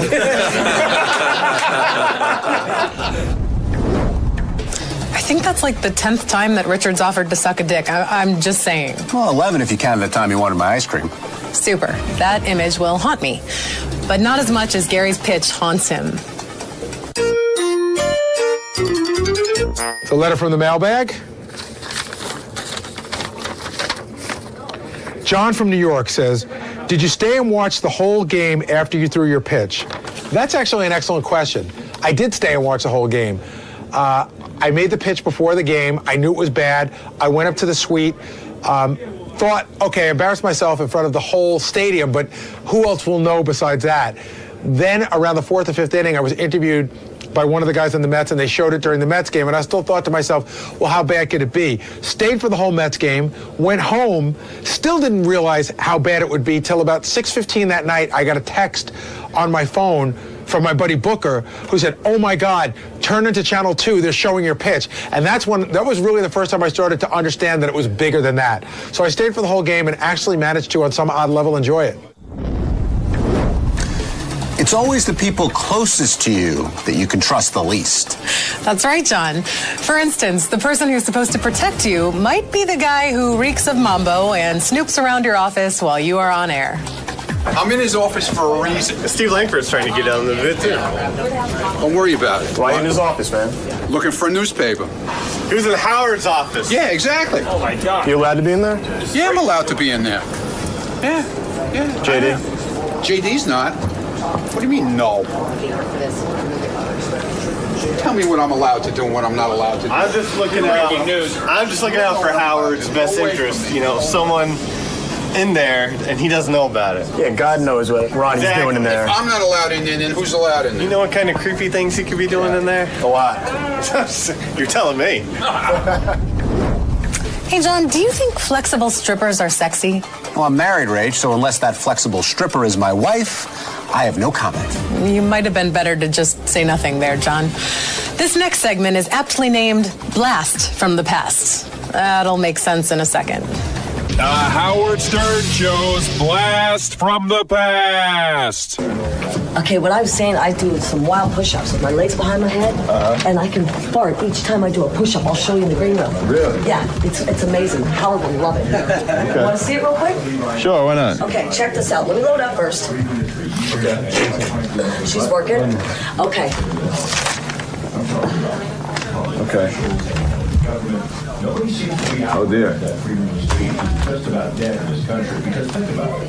Yeah, you can talk about power. Whoa. But that's. I see. You understand what I'm saying? Yeah, I do. I thought of that last night, so I got to bring that up too because farts do have control. You know what I mean? So you think you could do that over, like if this guy was laying down, you could do it over his head? Yeah. All aboard! Dare I ask, all aboard what? All aboard the wrap-up train. Next up, wrap-up show. All aboard! Here is yet another clip of Angry Ronnie. Woo-hoo! Uh-oh, Ronnie's here. Dude, you're an asshole. That's all I got to say. I got no time for you. but you're a moron because you won't even tell anybody what you do for a living. You're still a fucking asshole. You know what's so funny about you last week? He's gone. You kept calling, you know what's so funny about you, and this is really good. He left. When you were calling, He's gone. Kenny walked out. Ken, he's not listening. He walked out. Colin Quinn stopped by and proved that he's so secure in his masculinity that he can speak freely about his love of musical theater. Howard loves music. If Howard saw, I saw West Side Story last year. I'm not ashamed to say it was amazing. What made it so amazing? I'm not going to say it. If I was going to, the dancing. Can I tell you something about that movie, by the way? But I swear to God, you should see it. What do you mean? I mean, I got to see Promises to the Matinee. No, the dancing's like amazing. Like these guys are like, they look like gangsters because they're all like ripped now. You know, like nowadays, in the old days, nobody worked out when the movie came out. But they're just like jumping up and like, you know, it's like throwing kicks. It's really cool. So you're admiring the guys' bodies as they dance? The gentlemen were really well defined. And wrapping up the wrap-up show is a cute professional wrestling memory from Richard Christie's youth. How big of a wrestling fan were you? Oh, in the 80s, I was a huge fan. I used to go see it in Pittsburgh, Kansas. They'd have WWF, and I even pissed off Virgil, Ted DiBiase's bodyguard when I was a little kid. How did you get under Virgil's skin? Well, I used to go down with all the little kids would line up where the wrestlers walk in so you could pat the wrestlers on the shoulder. And I used to never trim my fingernails when I was a little kid. Like, they were huge. Like you trim them now. I'm filthy. Well, now I get manicures and pedicures, but that's another story. But so I went down and I tried to pat Virgil on the shoulder, and I accidentally cut him with my fingernail. Oh. And he stops on his way to the ring, points in my face. He goes, "You little fucking piece of shit, I had to beat your ass." And I was so shocked, and I was frightened as hell. And then he just walked away, and then every little kid gathered around me and started patting me on the back. They were like, "That was the greatest thing ever. You pissed off Virgil." My takeaway from that is sheer befuddlement. Richard rarely showers, but he gets mani-pedis regularly. It's interesting. And my takeaway is the fact that there was a wrestler named Virgin. That's cool. His name is Virgil, John. Then that's not as cool, and I have no takeaway. Hopefully the viewers will have some takeaways from this episode. For John Hine, I'm Rachel Fine. See ya. Virgil isn't that tough of a name. It's like Francis. It's like a Greek god, like a Virgil. It's a tough guy. No. You know what? Say it to the wrestler's face. How about that? Virgil? He's calling you out, Virgil. No, I'm not. He called you out. I'm not. You've been called. Take on Bob Backlund, though. I don't know who that is. Superstar Ken Patera. Virgil? Chief Jay Strongbow? Can you deal with him, please? He's the only person alive that still eats Fig Newtons. Good line there, buddy. Now, if you just delivered like that on your date. Wow. Damn. Fucking stud Mc... Well, whatever. Yes! Fuck you, Steve. I love you, Diddy. Don't worry about the camera. All right, Chris, we're done. Hey, good morning, everybody. I know what you're saying. Is there anything exciting happening this morning in terms of an announcer? Well, listen to this. Listen to your announcer.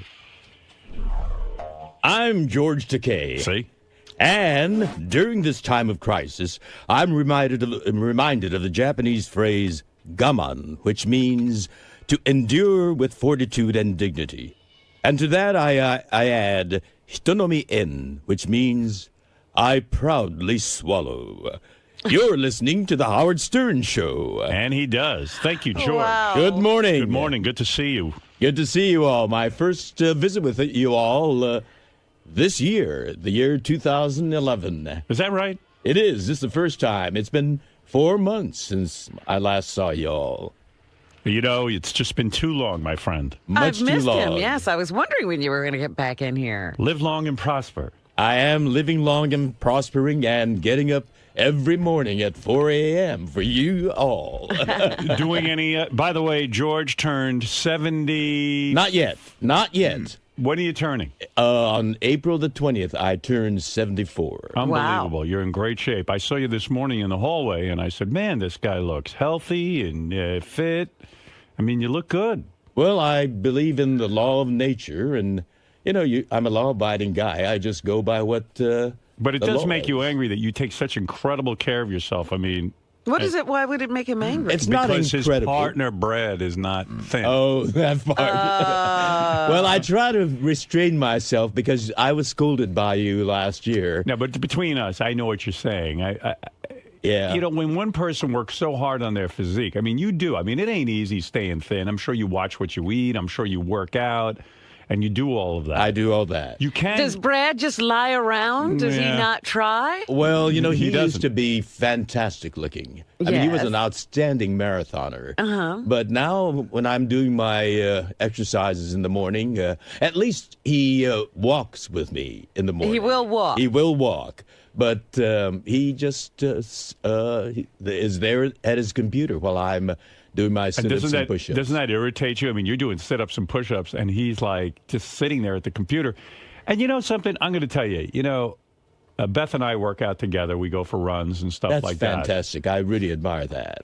And I like that because, like she even says, I would have a hard time, she said, with you if you didn't take care of yourself, and I think vice versa. As much as I want to say it shouldn't be a big deal, but it is. I mean, you do want someone to be reasonably fit, right? Exactly. And it isn't really that hard. It becomes part of your daily routine, Well, like what brushing happened? your teeth. Brad wasn't a marathoner. Yep. And what happened? He one day just quit? He used to be a journalist, economics journalist, and that was a high-pressure job. And he smoked back then, too. Oh.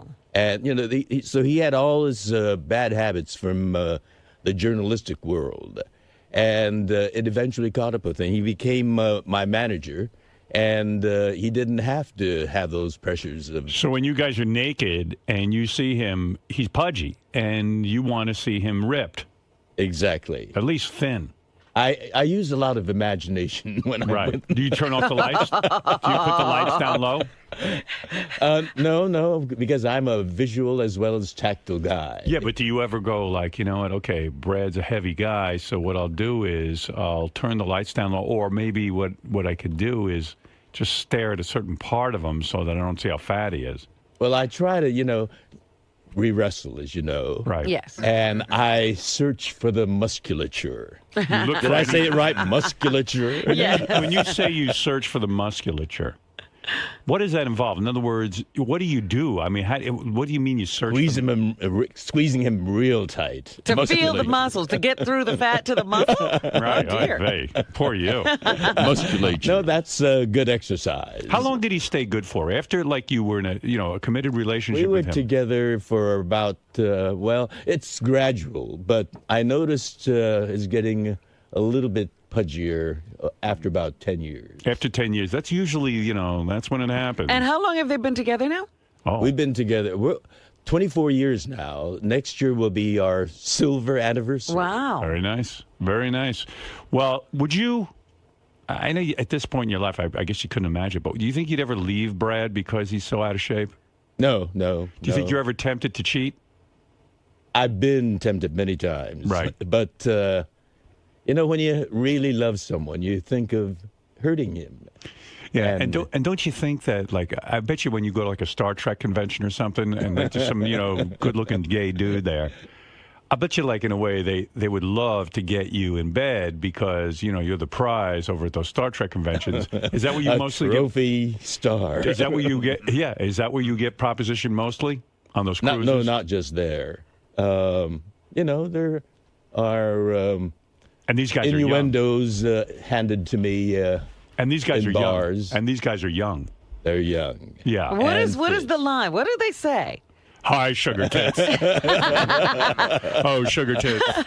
You are mine. You know what it is, though? I mean, they see you. You're an older guy. You're successful. They're looking for a sugar daddy. And you're in good shape. Well, that's always in the back of my mind, the sugar daddy part. Well, like I always say, there's nothing sadder than an old queen. Exactly. But You know, you don't play that part of old queen. I mean, you're spry. You know what I mean? These guys could get into it. But I want to know, like, what are the innuendos? What is the little thing they drop? A load. Tactile little things, you know. Like they touch you. Yes. Ah. And, you know, the juices start happening. A lingering hand. The electricity flows. What are you doing in these bars alone anyway? No, we're together there. Right. But, you know, some of these guys are pretty... forward. Cheeky. And they'll do it right in front of Brad. No, not right in front. Oh, he waits till he... We're not like attached at the navels, you know. I see. We roam around, and it's when... No one respects your marriage. It's terrible. Isn't that terrible? Yeah. We defend. You know, they call it in defense of marriage, that law. Yes. Well, we defend our marriage, and those people that are so-called married, they need to start defending theirs and not poking their nose Never mind into that. others. Do you constantly say to the guys in the bar and stuff when they hit on you? Do you say, like, you know? Are you constantly saying, I can't, I'm married? Like, do you find yourself saying that? You know, it's not constant. You're creating an image where I'm being constantly promised. He's barraged. But when it has happened, do you just say, look, I'm married and I can't mess around with you? I show them my Navajo ring. Right. Look at my Navajo. Brad's from Arizona, so that's why we got this Navajo artisan to design our ring. Right. Are they ever so bold as, like, to follow you to the men's room or anything? Oh, yeah. Oh, boy. Squeeze that big penis. Wow. Well... You do have to defend your marriage. Let me tell you all, I am now working on a Nickelodeon show. Yes. It's called Super Ninjas. It's aimed at teenage males. Oh, boy. Perfect. A whole new generation of fans. Right. And so this discussion we just had is all... Oh, well, we're on Sirius, aren't we? Yeah. Good. Well, that's the point. I mean, that's what's so beautiful about Sirius. Isn't it wonderful? You can have an X-rated conversation and know that these young boys, these impressionable boys, aren't listening to it. I mean, you know, their parents have control over That's who can, right. You know, it's a pay service. But ninjas are everywhere. Yeah. So how's that going? How's the career going? It's. I'm having a lot of fun. You do any Star Trek cruises recently? No, because I've been working on this series since January. How's the bed bug situation? Did you straighten it out? Well, we arrived last night, and we slept in that bed, and I think the beagle did its job. Yeah, good. I'm not scratching at all. Excellent. No bites. Thank God. So you've had it checked out again by the dogs and everything? No. Not. We haven't had it checked out. I just am not scratching. Good. Okay. So that's good. Maybe you killed off all your bed bugs. Also, a lot of people, I was kind of following this when Gilbert Gottfried made his comments about Japan. I know on Twitter you followed. Are you actually tweeting yourself, or is someone helping you with it? I mean, I know they're your thoughts, but do you actually physically take the phone and start to tweet? No. I stockpile a lot of them. You know, the timely, topical ones I do immediately. I have a feeling, now this is just my feeling from reading you, I think Brad is doing some of the tweeting. Well, no, the content I put together. Right. Some of it doesn't feel, if I can be honest, some of it doesn't feel like it's your words. It feels more like Brad's words. Am I getting warm on Yes, you are. Okay. You are. That's what I thought. Some of it is not George Takei. No, the 99%. I knew it. I fucking knew it. What does Brad write? Because when you read George's tweets, I can't even give you an example because I don't sit and memorize these tweets. But sometimes I just know it's not George. Okay. I just What know. is it that you smell? I smell Brad and his balls. I mean, I smell Brad, and I knew you have good nostrils, I must say. I wasn't the only one to point this out. Other people have said to me, "We think some of these comments are Brad's comments, not George's." But I mean, you know, because we know you. You know, we know you from being on the show now, and we can smell out a rat, so to speak. No, he's a mouse. I heard I was getting yelled at on Twitter. I didn't tweet all weekend. You know, I kind of forgot about it, honestly. I just was busy and not doing my thing. But I'll tell you, I don't know if you get this, George, but then when I go on there, I say, okay, well, since I haven't been on in a while, I'll tweet 5 or 6 or 7 things. Yeah, right. And I get yelled at for tweeting too much. I got yelled at yesterday, yeah. Stockpile them and dole them out in little dribs and drabs so that there's some consistency. Yeah, but I actually just go on and spontaneously. I'll answer the fans' questions and things like that because I think it's kind of fun. But as soon as I do 7 in a row or 6 in a row, I begin to get yelled at. Don't do them all in a row. I see. Just why is that? Well, that way you cover more span of time. But people want. I don't understand. But it's also immediate, and it's a conversation that way. Yeah, there are topical ones that you have to do immediately. Like when the calamities, series of calamities happened in Japan. You want to keep on top of that. So were you mad at Gilbert for all his Japanese? They seem. We all know Gilbert, don't we? Yeah. I mean, that's a shtick. And that's Gilbert. Right. Yeah, I thought it was ludicrous that he got fired from his job with Affleck, considering the fact that when they hired him, he's been doing all that shit all along. But you know what? Affleck, a good percentage of Affleck's 75% of their business is in Japan. But they hired this guy knowing he's a lunatic, and that he does really filthy material. I mean, ridiculous. He uses the N-word. With the Jews. He's always offensive. That's his shtick, right? So, and all of a sudden to say, well, over the Japanese tsunami and earthquake, we'll fire this one guy. thing, I keep hearing tsunami, but do you see it printed?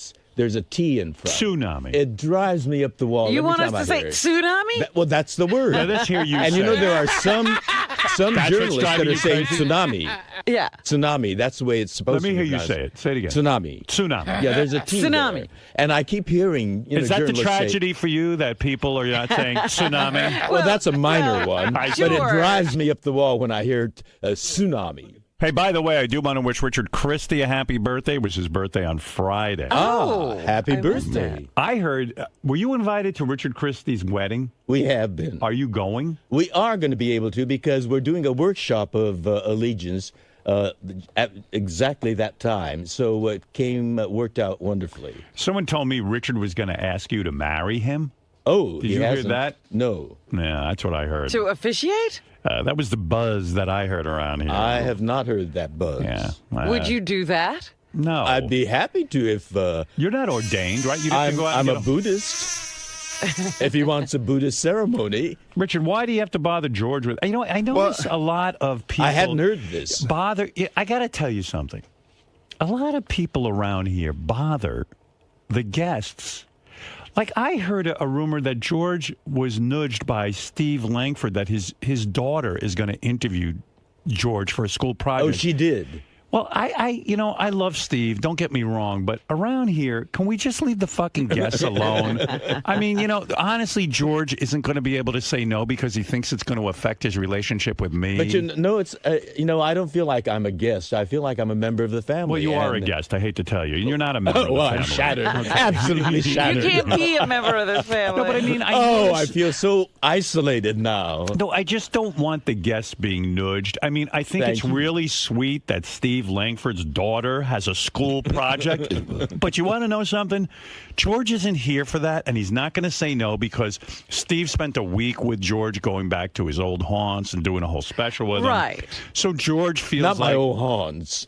Well, we were imprisoned there. Well, that's a haunt. That's haunting. Yeah, they went. They did a whole Japanese internment special and all of that. No, they're not Japanese internment camps. They're U.S. internment camps for Japanese Americans. Well, you know what I'm trying to get at. When you say Japanese internment camp, you'd think the nation of Japan. George, what I'm trying to say is, Steve did this whole special with you and spent a week with you. Yes. And what happens is on what fucking basis would Steve Langford bother this man? Well, many journalists asked me to do that. I don't care. The guys who work for me should not... No, he's not talking about you doing the special. I'm talking about the daughter bothering. Oh. Listen, you're a sweet man. I do that for a lot of people. No, I know you do, but you don't have to do that here. Right, and I don't want you bothered and asked. Listen, I've got 3 daughters. I don't ask... George Takei or any guest to sit there and do an interview with my daughters. My daughters are grown women now. But they went to school and they had projects. I would feel as if I was putting someone out. Sometimes I think just having George get up and doing our show is putting him out. So I would not ever think about doing this to this human being. And Well, I what don't know about why the people fact- like Steve doesn't know that They have gone out to dinner, from what I don't understand. care. We have. I don't care. So you don't consider that now their personal relationship? Listen, the only reason Steve knows George Takei is because of our show. And asking George to sit down with your daughter for a school project, you know what? Let his daughter go out and find somebody of interest in the community. She doesn't need to be a superstar and interview a guy from Star Trek. Now, give me a fucking break. I mean, it's ridiculous. And the reason that George is giggling is because he agrees. And But he's too what about kind to say Richard? Richard and George also socialize. Well, that's what I mean. Yeah. Well, this was going to be something we were going to ask George over dinner, but Will, I guess, spilled the beans about it. That's right. But really? there's zero pressure. If we would be you don't honored. understand. There's zero pressure for you. For him, there's pressure because he has to sit there and go, look, I feel comfortable with Richard to say I won't be able to do it because I'm here for a workshop and I'll be working on that all during, the 2 weeks prior. Yeah, and that's totally fine. Okay, That's totally fine. He shouldn't have to answer you. Do you understand? Mm-hmm. Why did you want George to do the wedding Just because ceremony? Because it's fun. Well, yeah, it's fun, and he's got a great voice, and we're very good friends with him. I know. It's all fun and games. Get a friend of yours. You had somebody fun at your wedding. That's right. Mark and that's Consuelos exactly did. and that's what's going on here. Mark Consuelos married us, and I know you want the same thing. But listen, calm down. The reason you know this man is because of the show. Okay? But don't sit there and go in your hillbilly way. Howard Deedy. Now I can do it. But I owe a little bit get of that conehead in Cambria to marry you. Your favorite conehead, or whatever his fucking name is. What is it? Conehead in Coheed in Cambria. Coheed in Cambria. Get them to marry you. Yeah. Maybe we will. Yeah. But I. In sort of a way, George is here because of me, too. I remember I pitched him at a meeting. And you're only here because I'm insane, okay? So just remember that. And I thank you for having me. All right, now get out of here and leave everyone alone. Okay. All right, good. And go back and make phony phone calls. I haven't seen any new ones in a while. I want to see 3 a day. We got a brand new one that you loved that you only played once. It's true. Yeah. But that was last week. And we week. got a new one we're editing for this week, right. too. Now Should you're have talking. it by tomorrow. Quickly go edit. You're wasting time. He's busy plotting that wedding ad. Oh, I didn't know that there was such a plot about to be hatched. Well, I heard that you're getting hit. You see what I mean? Richard asked for the wedding. Steve Langford's daughter. I mean, Steve is a nut to think that that this is an appropriate request. When did he ask? Did he ask? Where is he? Is he here? Quite some time ago. Where is Steve Langford? I want to yell at him. Was it during the special or? No, it was about. I think he talked to Brad about a month ago. Sometimes it's really great to let your kid go find someone on their own. That's sort of the project. Daddy doesn't have to step in and prove what a big superstar he is, delivering the guy from Star Trek. It's fucking annoying. So he actually called Brad and made the request. Right. Wow. Yeah. It was scheduled. Hello, this is Steve Langford from Howard 100 News. Brad, I know this is a terrible imposition, but, my son, my daughter... I was happy to... I get a lot of those you're requests happy. from I get friends. it. I get it. And you know what? They should leave you the fuck alone. Yeah, well... You know what? My email is filled with requests for everything from all my friends, my so-called friends. Right. And you don't honor them. A lot of them I don't. Yeah. I don't even respond. I can't respond to all I get the a lot of requests. those, from total strangers over the internet. And unfortunately, you've met the people here. Well, that's the problem. I know because of my relationship, suddenly George is on the phone with Steve Langford's daughter. And don't think I don't know that. And I don't know why more people around here don't know that. It's just inappropriate. But what can I tell you? Steve's not here? I'm a nice guy, Yeah, you're too nice. And I am too. What? Oh, he's on his way down. I know I'm going to get worked up. Keep me calm, Robin. All right. And you know how to do. And you know how to do it. I think George I would be really good at keeping you calm. Better you keep me calm. Actually, I'd like to touch. I am tactile. You know how you were telling me how you banged women and also men, and it's like I was reading the New York Times yesterday. There was an interview with a woman who she was with a woman a long-term relationship, 2 women. All of a sudden they break up. She decided to date guys, and now she's married to a man after a 15-year relationship with a woman. There's truly I used to think there's no such thing as bisexuality. Now I'm starting to think there is. I think there is. I mean, the human animal has a lot of senses. And do you consider yourself bisexual? I was, but now You're gay. I think I'm monosexual. Yeah. Just one sex. Brad. You're Brad sexual. Yeah. We've shared so much in common. We've been together for 24 years, and that I value that. Right. It's something that's very precious to me. But the thought of screwing a woman right now is kind of nauseating. Or right? any other person. Yeah. Where is my? This, I think, is in and of itself a news story. Yeah. Langford will not come back. Why? You're kidding. He refuses to come back. Why? He says this topic is off limits. Why? Why is it off limits? I think because it involves his kids. He said, your kids are off limits. Wait a second. I'm not talking about his kid. I'm talking about him. I'm talking about him arranging for an interview with a guest of mine. I was surprised. He gave me the hand. I'm like, Steve, you of all people? And he goes, Steve this is knows. different. Steve, this is not different. This is not talking about his daughter. I'm not talking about his daughter. I'm You're talking about him making the request. Right. But I just went directly. He's sitting in his chair, and he's not coming in. Interesting. He's got to come in eventually. Because you got to do the news. Yeah, send him in for headlines. And George is here all week, so even if he's not coming in But you see, today. that logic, hiding behind the fact that he did it for his daughter and then saying, I'm not going to talk about my daughter, where I'm not talking about his daughter, is ludicrous. He's hiding because he doesn't want to hear my opinion on this. If he wants to be mature about it. He did say point well taken. That's what he told me. Oh, he did. Okay, so he gets it. I think. Yeah, but wouldn't it be better to hear him say point well taken? Yes. Yes. He can't come in and do that. Point well taken.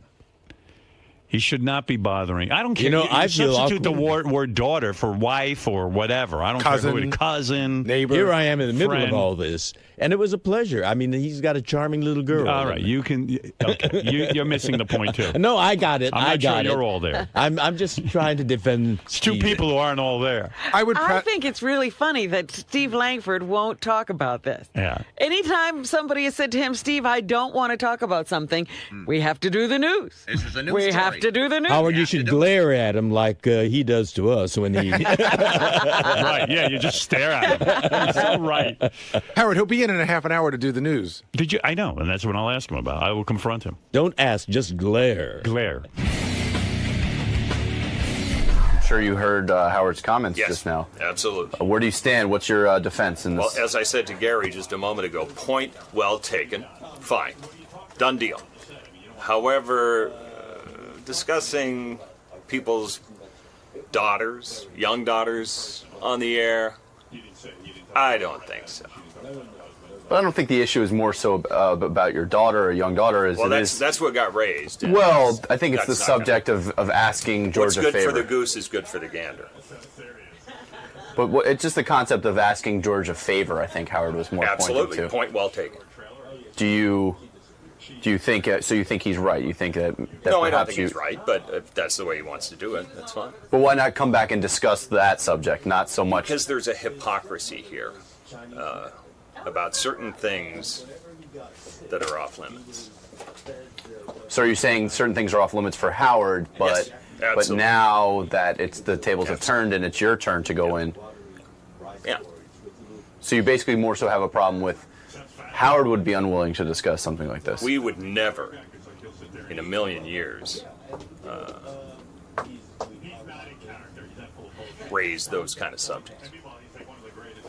So are you worried that this might hurt your credibility this week? Do you think you might have a tough time with interviews, that people are going to now say, Steve, no, I won't talk, you didn't talk? If you want to talk about somebody's young kids, we certainly don't cover that.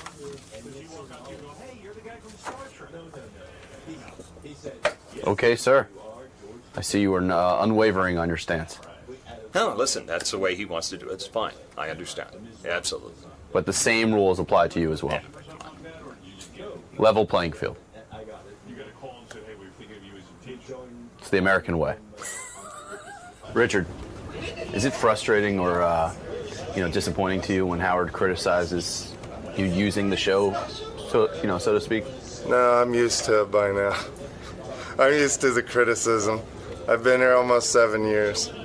It goes with the territory. So why did you still decide to ask George, or why are you still planning? Well, we weren't even for sure that's just somebody we had in mind that'd be, a great person to do it, because we're not doing a religious wedding, and we probably just have one of our friends do it. So I guess next in line will be Lisa or Greg Carmel, the cameraman. I'm excellent. I'm actually ordained online. So I am too. I'm a Dudist priest. I'm ordained at the Church of Lebowski, and I can actually marry people. So Sal and I are available to marry people now. You abide? The dude abides. We'll abide your wedding. Good luck with that. Thank you, Rick. Thank you. All right. Any apprehension from your part in seeing, one of your best buddies get married? You don't seem to be too high on the subject of marriage and the concept of marriage these days. Listen. Everybody's different. It's all peaks and valleys. That's the way marriage works. He's getting married. Right now, he's in that mode of peaches and cream. Everything's going to be fantastic. And you know what? I hope it stays that way for the rest of his life. But do you see your friend headed towards a multi-car pileup right now? Listen, if somebody's going to jump, you can only get so many cops to say don't do it. They're going to jump. That's it. I just hope that when he lands, it's going to be on something nice, soft, and cuddly for the rest of his life. I'm very happy for him, and I think Kristen's a phenomenal girl. So, and to me, Richard's already married. He's married to me. He's my wife. He's the wife I always wanted. So, I look at his marriage almost like as a roommate, and I'm the real husband, and he's my real wife. She's just going to keep him warm at night. That's it. As long as she makes him happy, and I know she will, because she's a great girl, and he'll make her happy. You just know that every morning around 5 he returns to you. Absolutely. He gets all cleaned up, relieved, whatever he needs to do is done, and he comes to me fresh, squeaky clean, and ready to roll. Smelling like a rose. Dipped in dog shit. I tried on April Fool's, Robin. You thwarted me. But I tried on April Fool's to start an April Fool's joke where I was replacing Charlie Sheen on 2.5 Men. It lasted all of 10 seconds. As Robin goes, oh, this is April Fool's. Fred should have told. Fred said to me over the weekend, he said, it would have been better if you had like Steve Langford come in and report that he heard a rumor about it. Right, and then I could have been somewhat coy. Thrown everybody off track. Meanwhile, how good an idea is that? I'd be terrific. If I do say so myself. I'm not taking over. The thing is, people can't believe it because you're so needed here. Yeah, believe me, I got news for you. I ain't doing anything. I do this show and I do Howard TV. God bless, and that's that. Well, that's why I said it was a joke. Yeah, people know that. I told Robin I read a script that was pretty good, and they offered me this movie role, and I like doing that. Oh, you should have. No, I'm not going to do it. I've been thinking about it. I don't you want should to do a movie. Yeah, but I don't want to. Why? Because, you know what? I'm not an actor. I do enjoy the process of being in a movie, but... Well, you bring your personality. Most movie stars are that. I don't know that I could do this role either because it involves me like getting into some... Not pornographic, but like a heavy sort of make-out petting scenes with this chick who's obviously a hot chick. It's a movie, and she plays a hot chick. And I'm just wondering, I think Beth would freak the fuck out. Did you discuss it with her at all? Yeah, I discussed it with her. She goes, all right. What'd she say? She goes, I know what I got to do. And that was that. I mean, I said, but honey, it's You're a movie. Acting. You're acting. She knows me. I ain't no actor. There's no acting when you're kissing somebody. That's she a real knows kiss. me. When I kiss, well, I got news for you. I don't know about. I mean, I don't know what in some of your movies. I don't know if you did anything romantic. Did you ever do a romantic scene in a movie? I've kissed on screen. Yes. Yeah, but those were girls. Did you ever kiss a dude in a movie? And I'll bet you really get excited. I bet you if I were given that opportunity, I'd do it, and Brad would probably understand. And yeah, he might understand, but you get a boner, you probably end up in the dressing room with this guy blowing you. No, I wouldn't do that. Bullshit. I would not do that. You know what? Sometimes things happen. I am an actor. Yeah. I can create the illusion. George, you've never actually had this happen to you. That's right. So how do you really know All how I know you would is react? On Private Parts, I did a couple of scenes with Mary McCormick where there was no kissing involved in the script, no making out, no feeling up. I made out with her and felt her up anyway. Every time. Every time. And you can see the surprise on her face. On screen. Yeah, you could see the look. You're an actor. You were acting. I was like, fuck that. I got a chance here to do something with a hot chick. Why not? Why shouldn't I do it? Absolutely. And I popped a real boner when I was in the bathtub with that naked girl, Melanie Good. Yeah. I popped an actual fucking boner. Of course you would. Yeah. So what am I going to tell you? I was all worked up. But So if he'd been kissing her, But your soul and he was wasn't in his there. underwear. Well, my soul was there. Let me tell you something. I'm going to tell you something. I'm an actor, but my penis is an actor. Your penis is a real. My penis is for real. My penis don't know I'm acting. No, I better left not doing it. You want to know something? The truth. I love that woman so much that I could do the movie and not think twice about it. But I don't know. She would probably freak out because you know what? I got news for you. If she took on a role something where she's making out with some dude, it would bother the shit out of me. And you know, you're not just kissing them once. Right. There's take after take Yeah. and setups and reshoots. And that's why it's not sexy. Please. You know what? On tomorrow's with show, about 30 people Bullshit. watching you. Tomorrow's show, I'm bringing in this guy. He's 25 years old. Yeah. He's going to do a love scene with you. You're both going to have your shirts off. Bed. It's a script. I'm going to give you the script. You'll read it.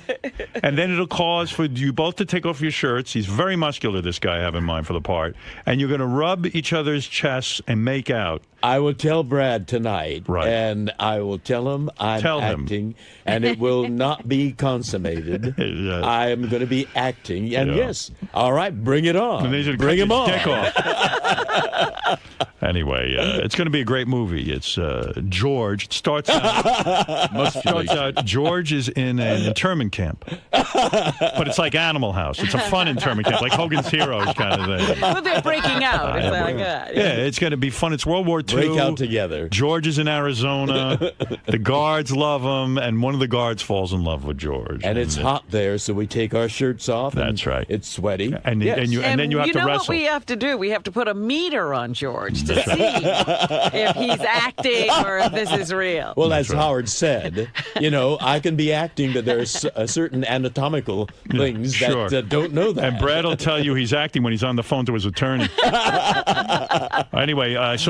So Charlie Can I bring I was going to say Artie, Brad here? Yes. And have him be witness to it? That's right. I want him to watch. Oh, my goodness. Yeah, it's great. In this one scene I want you to do, this is where you blow the guards to get a weekend pass from the camp. And you have to I'm really... afraid he will not allow that. No, he won't. The guy won't come. It just, just kiss it a few times. And then the guard goes, "Oh, you think you can blow me and get a secret pass? That's it for you." Then he ties you up naked and he sticks an eel in your ass. This is the Howard Stern Show. By the way, these two characters who haven't cracked a smile since they've been in here, they won the right to sit in and watch our show. They gave money to charity. You guys there? Yes, sir. I got to tell you something. You two are the two worst guys I've ever had sit in this studio watch me. Ever since you walked in, I've been waving to you. I've been smiling at you. And the two fucking guys stand there like you're FBI. What do you guys do for a living that you're so goddamn serious? What are you?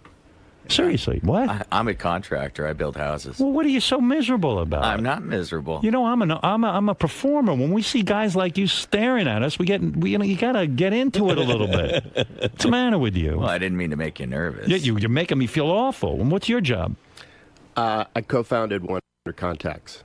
100 Contacts. What's that? The thing where you call and you get your contacts sent to you. Contact lenses. Oh, that's good. Now that's good. Who wants to go for their That's contact a brilliant lenses? idea. You must be incredibly wealthy. No wonder you're staring at me like I'm from Mars. Probably get those contacts in, that's all. Well, this is Craig and John, and you donated money, and you also got the right to sit at the Knick game with Fafa Fui last night and Fred Norris. Wow. Yeah. Is that correct? And the Knicks made it into the playoffs. I know, that's for a miracle. the first time in years. That's a miracle. I'm so happy. Since 2004. What was it like sitting with Fafa Fui and Fred? Did they talk to you? Absolutely. They did. Fantastic. You had a good time. Fred talks. Well, Fred's weird. Sometimes he doesn't talk, and then when he starts talking, he won't shut up. So you sat there, you talked to them, and you had a good time. Yeah. Okay, you guys are great interviewers. Sorry. I think they were nervous? enjoying themselves last night at the game. Yeah, are you guys nervous or something? I'm a little nervous. You're a little nervous, okay. Yeah. Because I never seen anybody with just a blank stare like you. I mean, seriously. Is Fred implying that they might be hungover? I saw one of the gentlemen who shall remain nameless, but was imbibing quite freely with the beer. Who was imbibing? Mr. Contact. But he can do that. He's the CEO of the company. After spending the night with Fred and Gary, Baba Boohai, if you could only be with one of them, who would you be with? Who is your favorite? And I'll go to Craig first. I go with Fred. Fred. Yeah. Why is that? Because he didn't say much. There you go. Maybe Fred couldn't talk. Gary talks a lot. Is that what you're saying? Yeah, Gary talks a lot. he doesn't get it. He doesn't. He's like a woman, right? Yeah, I was lucky because I was on the end, so he took the brunt of the talking. And is it mostly like nonsense talk, like? No, it was, just chatter. Yeah, he knows about everything, right? He's Yeah. Oh, this reminds me of the time. Did you know the Knicks did this? Yeah, my boy Lucas plays basketball too. It's always a constant dialogue, right? Yeah. Would you rather have Gary not been there and just gone with Fred? No. I had a great time. Yeah. Yeah, it was cool. It was a good game, too. Yeah, it was a really good game. John, it's hard to watch the game and sit with those guys at the same time because it's really loud. It's a sporting event. Right. And you want to see the game. Right. At the same time, you want to talk to those guys, but you can't really have a conversation. So. Well, Gary should understand that. I mean, he's talking through the whole game, right? Kind of. What is he talking about? Guy talk. Guy talk. Basketball. I know you guys probably saw my pitch at Shea Stadium, but I gotta tell you, I do know a lot about sports. Did you read my book? Absolutely. You did? Do you know my father's name was Sally Fu? That was his nickname? Sally Fu could have been a gangster, but he took the straight and narrow path. John, did you agree that Gary would be the guy you wouldn't want to be? Like, you'd rather be with Fred? No, they were both great. They were both equally great? Yes. All right, well, very nice. He's a diplomat. When you got to the part of my book with the lists, did you enjoy it? Oh, absolutely. You did? Howard made fun of me. But I know it set a tone for the book. I understand that you're from Utah. Now, which disc would you take back to Utah with you?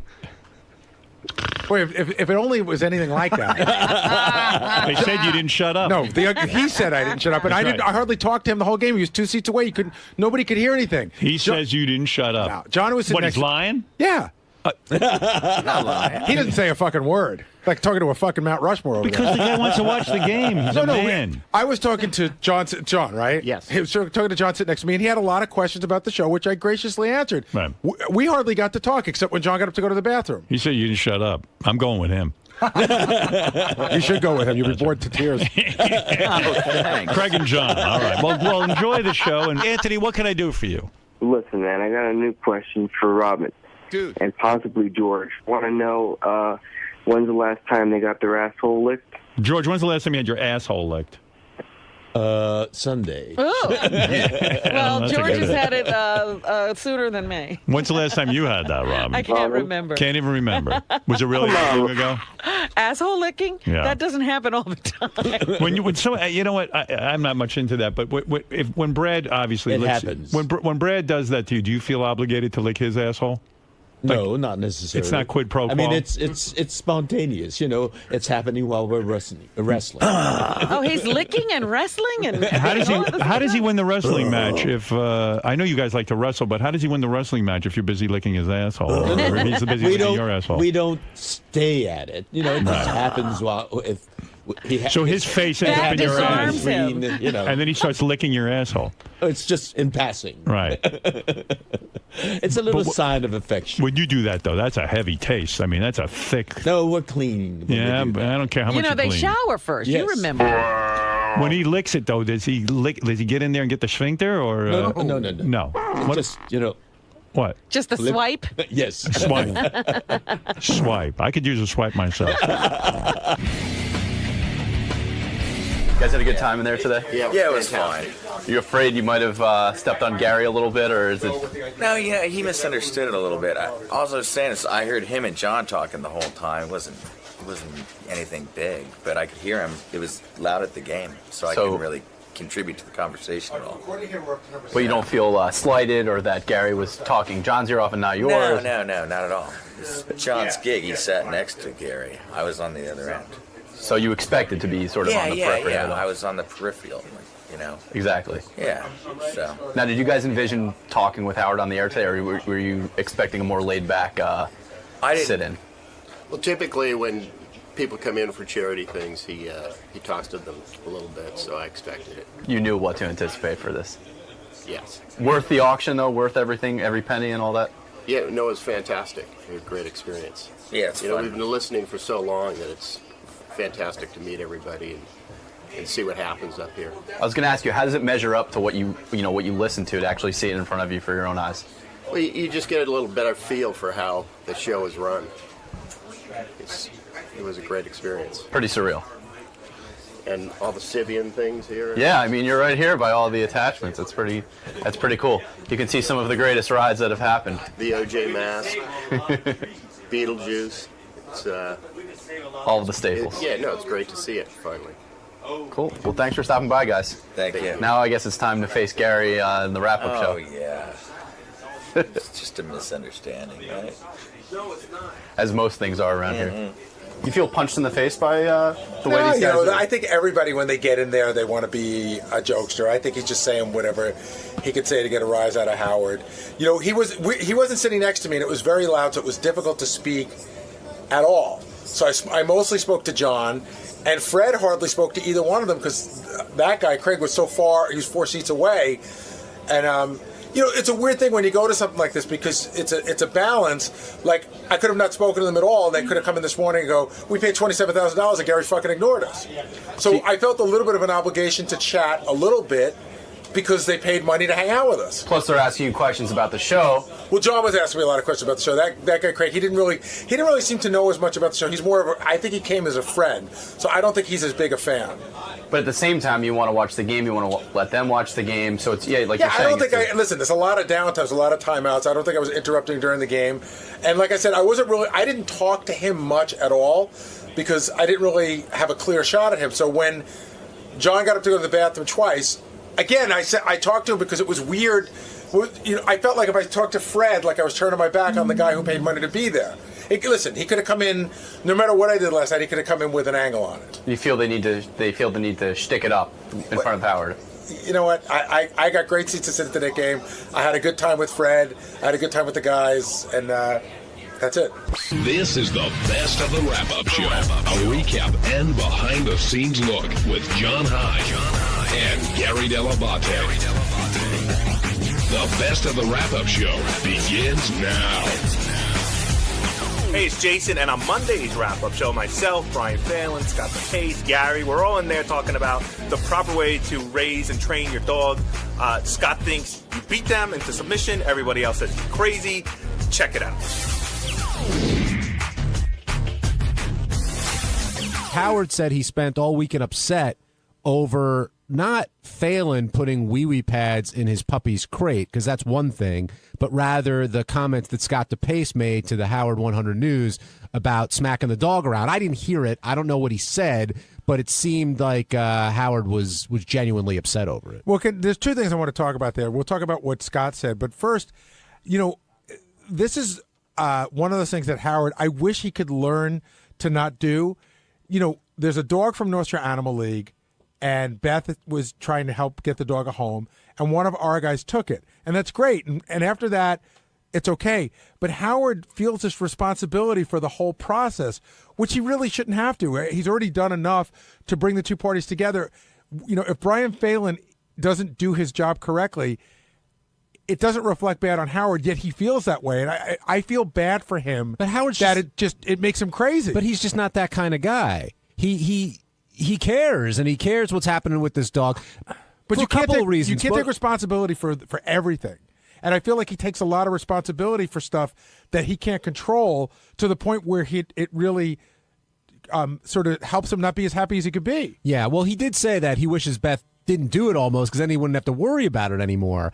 But The issue really wasn't with Phelan and what he was doing. It was more, although that was part of the issue, it was more of what Scott said. And then when you were in there, it took about 3 seconds for you to light up on DePace. You got into it really quickly. He just said, no, all I went in there to say was, Scott said, the trainer I work with said it's okay to hit a dog, which is just not the truth. So then he took a shot at me, and then I went back, but I wasn't looking. You weren't at my house when I was talking to I know that trainer. Jason actually, this is really more, God's honest truth, more between you and Jason. Yeah, of course. Because Jason's telling me what he did. In other words, sometimes people tell me stuff and I go in as the representative. So you were saying what Jason had told you. Jason worked with this particular trainer. So again, I didn't work with the guy. So Training Jason, like a cat. Jason should come in training his dog. No. And Jason said that the trainer said he's a no-hands trainer, meaning you don't hit or touch the dog in any way. And DePace is saying that's not the truth. Look, so my wife was there, so, if we need a corroboration of the story. But you guys didn't say opposite things. Well, no, he did, because he's saying it's okay to hit a dog. He said, no. He said, Scott said the trainer said that it's not his method, but he doesn't, he's accepting of it.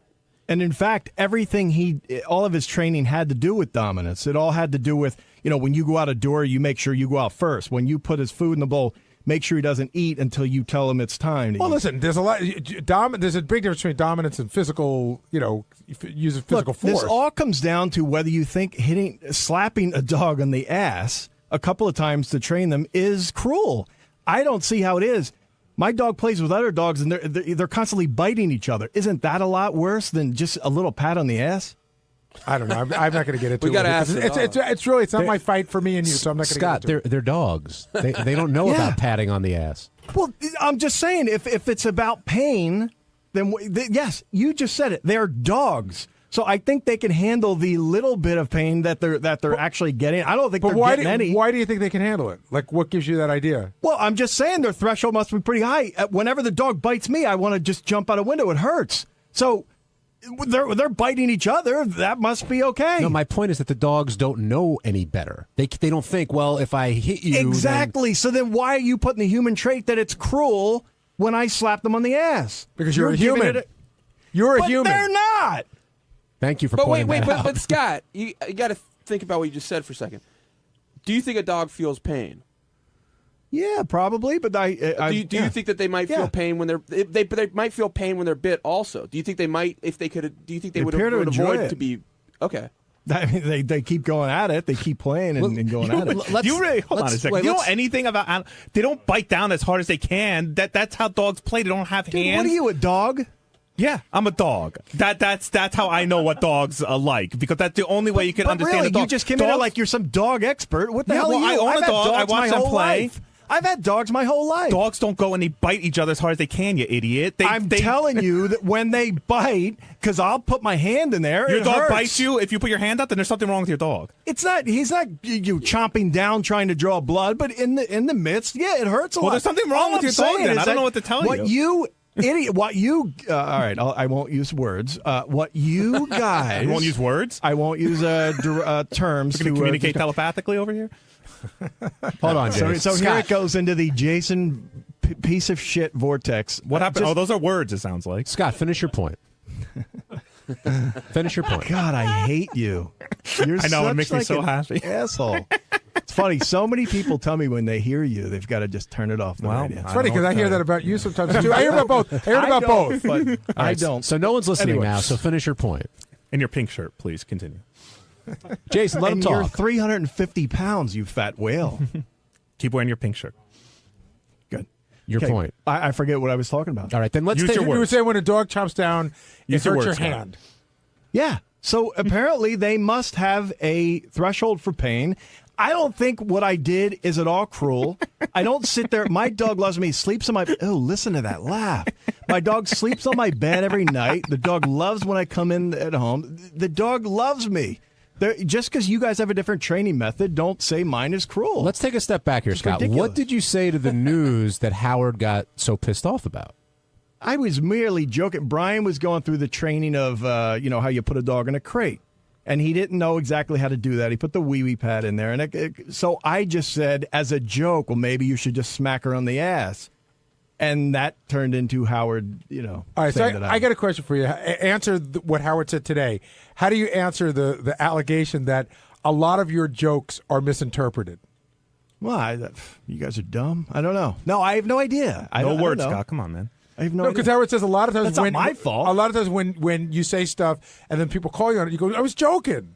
And I guess a lot of people don't get the joke. It is a comedy show here, isn't it? I don't know. But we're not doing a comedy show. Maybe I'm too good. Maybe I'm Scott, such a straight guy. And I'm not saying I'm against this issue. You say that slapping the ass is okay. Yeah. But then you're saying it's a joke when you said it. Well, how I said it, I was joking. If you listen to it, I think it's pretty obvious that I was joking. Brian Fallon, was he joking?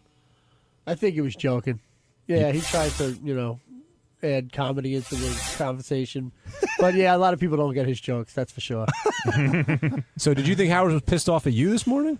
Yeah, he was yelling at me the other day. So he actually had Ronnie come in and yell at me, too. So I thought I was going to be in a lot of trouble. But then it turned and went on to Scott, which is great. What do you mean he had Ronnie come in to yell at you? Because he told me I didn't know what I was doing because I put the wee-wee pad in the crate, and you're not supposed to do that. That's where they sleep. And he goes, you don't know what you're doing. I got to get you a trainer, blah, blah, blah. I'll get you the number. And then he went outside and saw Ronnie. He's like, Ronnie, he doesn't know what he's doing. Go in there and yelling at him. Tell him what to do. So then Ronnie came in and started yelling at me like I didn't know what I was going, Like I have 3 kids and I had a dog before. I know how to train something, So I just took it everyone's as, got their own way. I don't understand this. I was expecting more, but, it deflected to Scott. So you just disagree with Howard's method? Yeah, and Howard on the air this morning tried to say that I'm the know-it-all. Well, who the hell is he then? Right? If he's saying my method's wrong, why? I never said that his method was wrong. It's to each their own. I would say he's a little bit more of a know-it-all, just in the sense that his wife spends a great deal of time with animals. Okay, maybe recently, but I've had dogs my whole life. He didn't grow up with animals. I probably had 10 dogs. Just because you've had them your whole life doesn't mean that everything you're doing with them is correct. It just means you've had them. But there's a track record of success. I know how to get a dog to stop peeing in the house. Well, that's but how do you get that reaction? How do you get to getting a dog? Who cares? But that's what I think Howard's talking about. You can train a dog by taking him outside, or every time he pees, you can hit him over the nose with a newspaper. You're going to get the same result, but different ways. Yeah, and one of them I think Howard would disagree with. All right. To me, the dog is not hurt forever, and it's not barely even hurt at that moment. Then why wouldn't you, every time your kid pees in a diaper, why would you hit him over the face with a paper? Because my kid is a human, for one. But he's they not a hit dog. Their brothers. And I'm trying to, and I was never shown that to be an effective method. I think I'm sure your kid has a threshold for pain. I think there's a philosophy there. I think because I hear this with Will a lot too. Will grew up with a lot of animals, and his whole rap is, listen, I love dogs and stuff, but they're fucking dogs. And some people feel a different way about them, and I think there's a different philosophy there. So do you think Howard's method's wrong or just different? No, just different. I wouldn't have the patience to sit there and yell no for months until it finally worked. It doesn't take much. Jason, I'm sure. All of the training methods that I was trying, it was like, oh, you've got 2 hours of homework each day. I'm just not going to do it.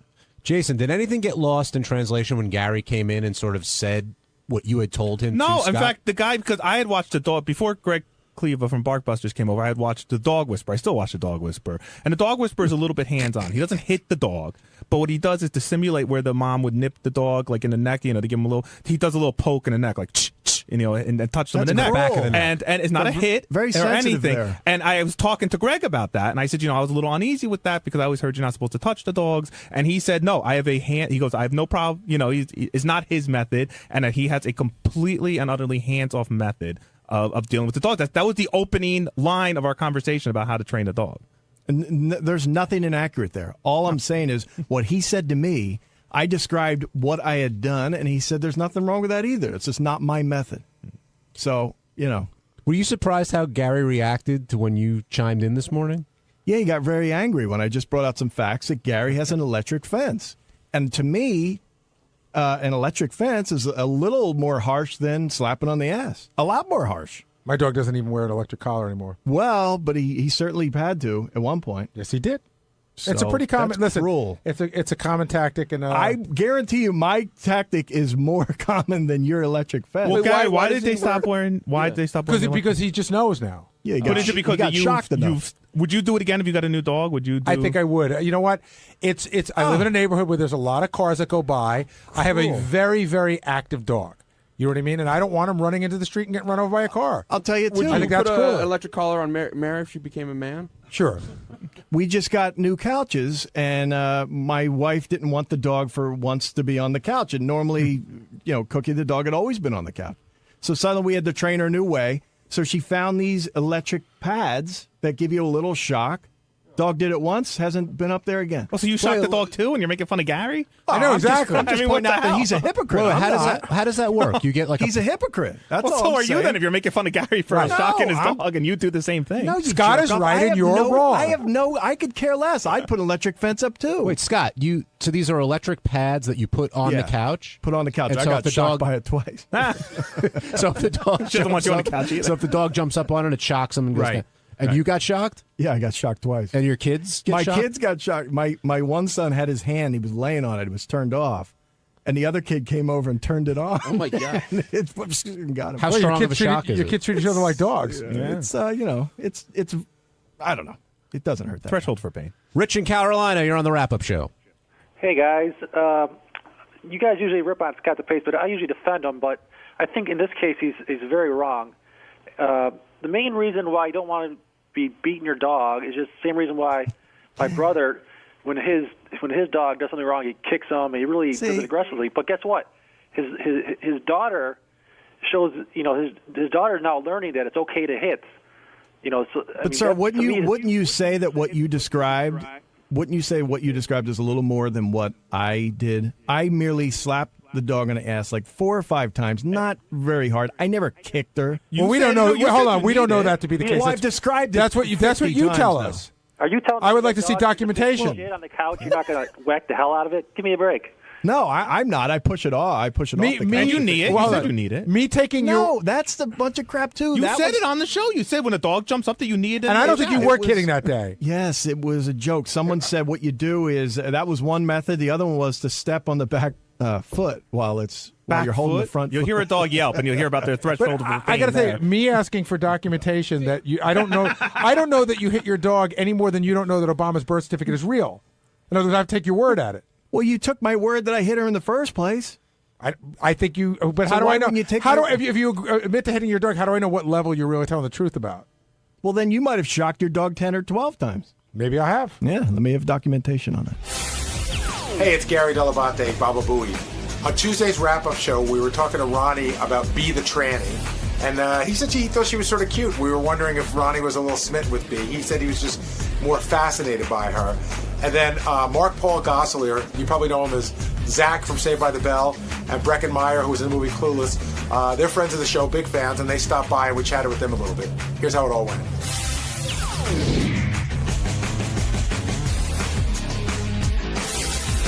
Ronnie's now here. We're talking about B, Ronnie, and you seem to have an interest in B today when you went in there.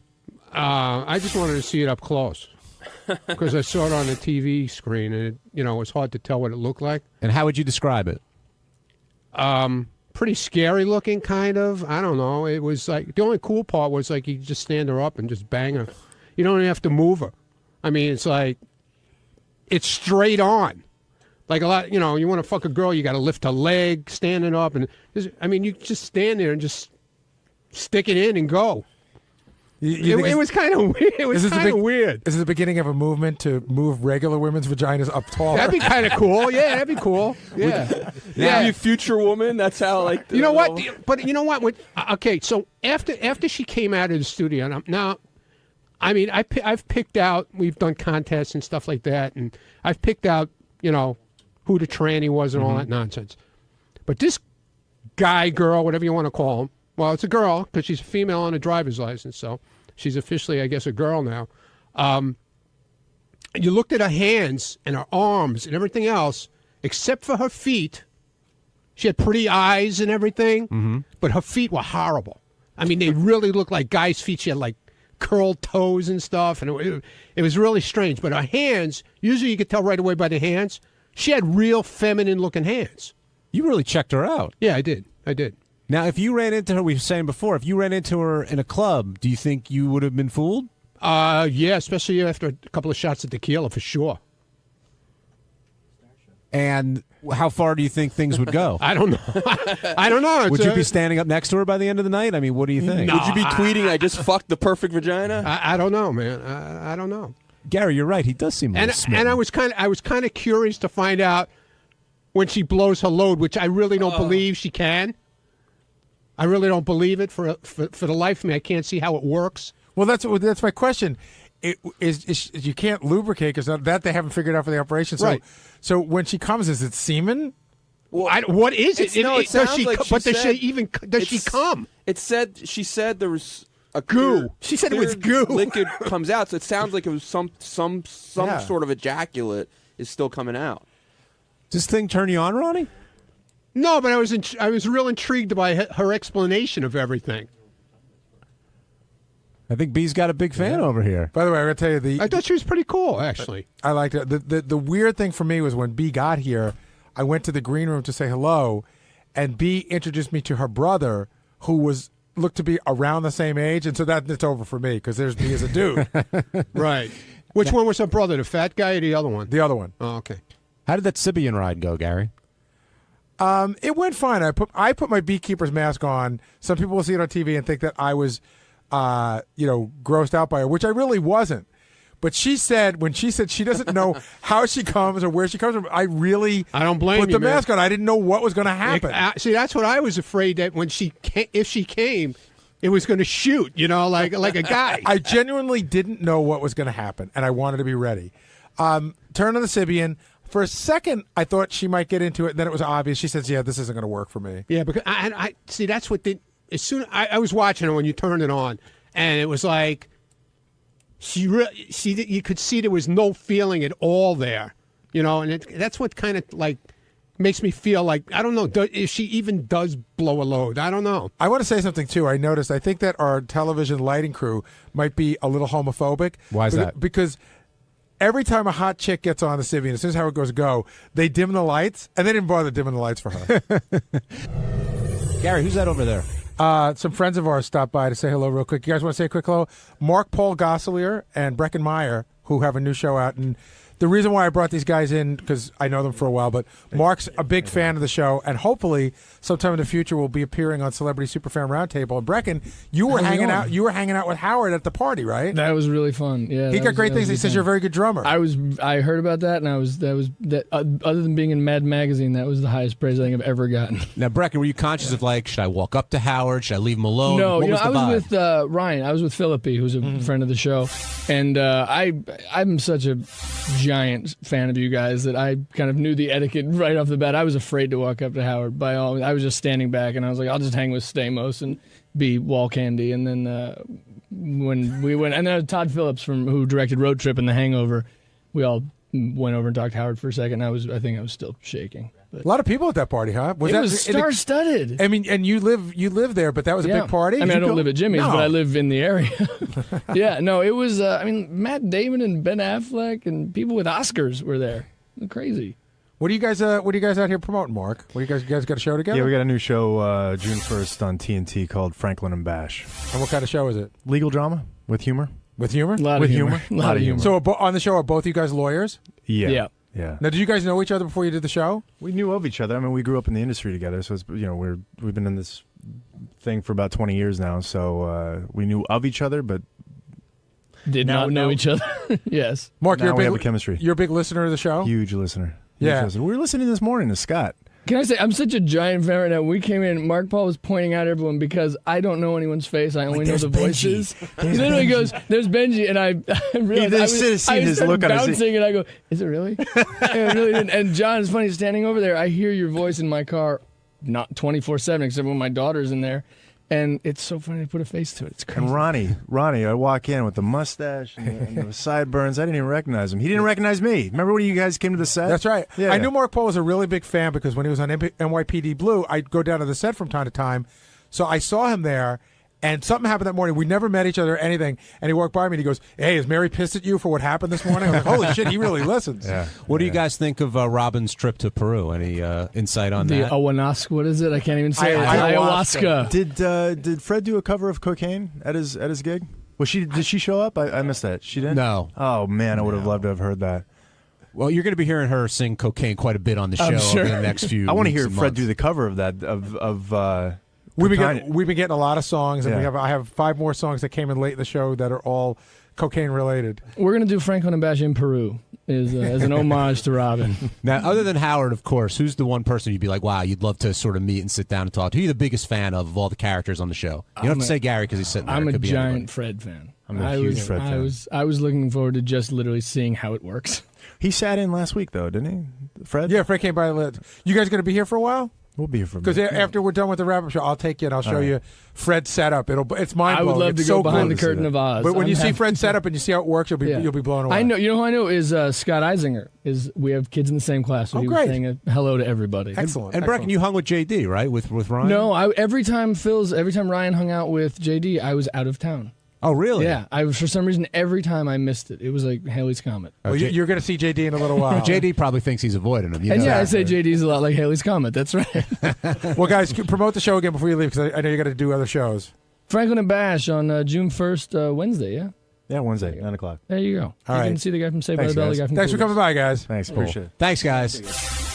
Wednesday's wrap-up show revolved around Miss Howard TV. Not how great she looked or how she was on the show, but rather, what's Mike Ganji doing up here? Does Ganji only show up when the hot chicks are there? And does he take all the plum assignments from Howard TV, which could upset other people? Well, Ganji had his opinion, everyone else had their opinion, and here's how that conversation went. Yeah, Ganji, are you here only because Miss Howard TV is here? No, I'm here because we have a Miss Howard. Yes. So in a general sense, yes, we have a Miss Howard TV shoot here this afternoon, which I'm involved in. So it's natural for me to come in early in the morning to see her segment and be here for that. Yes. I will tell you this. Ganji also was saying that one of the reasons he came in today, partially for that, partially because he needed a favor from me. And in all fairness to Ganji, it was the lamest favor ever. No, I know, He but- needed 2 autographed pictures. He could have easily emailed me, and I would have had them to you.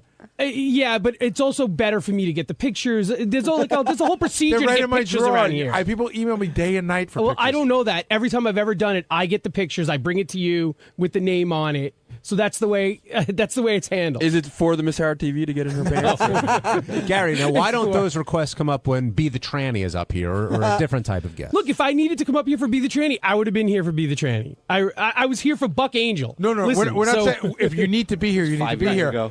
It just seems to be that you are voluntarily here for these days. Well, because again, the shoot's right after the show. Are you in charge of the shoot? No. Well, Chris is producing the shoot, so we need a second camera. So I shoot second camera for him, and then I leave. So I'm just here to make sure it starts all right. I'll play devil's advocate. Yeah. What other segments outside of Miss Howard TV do you shoot second camera for?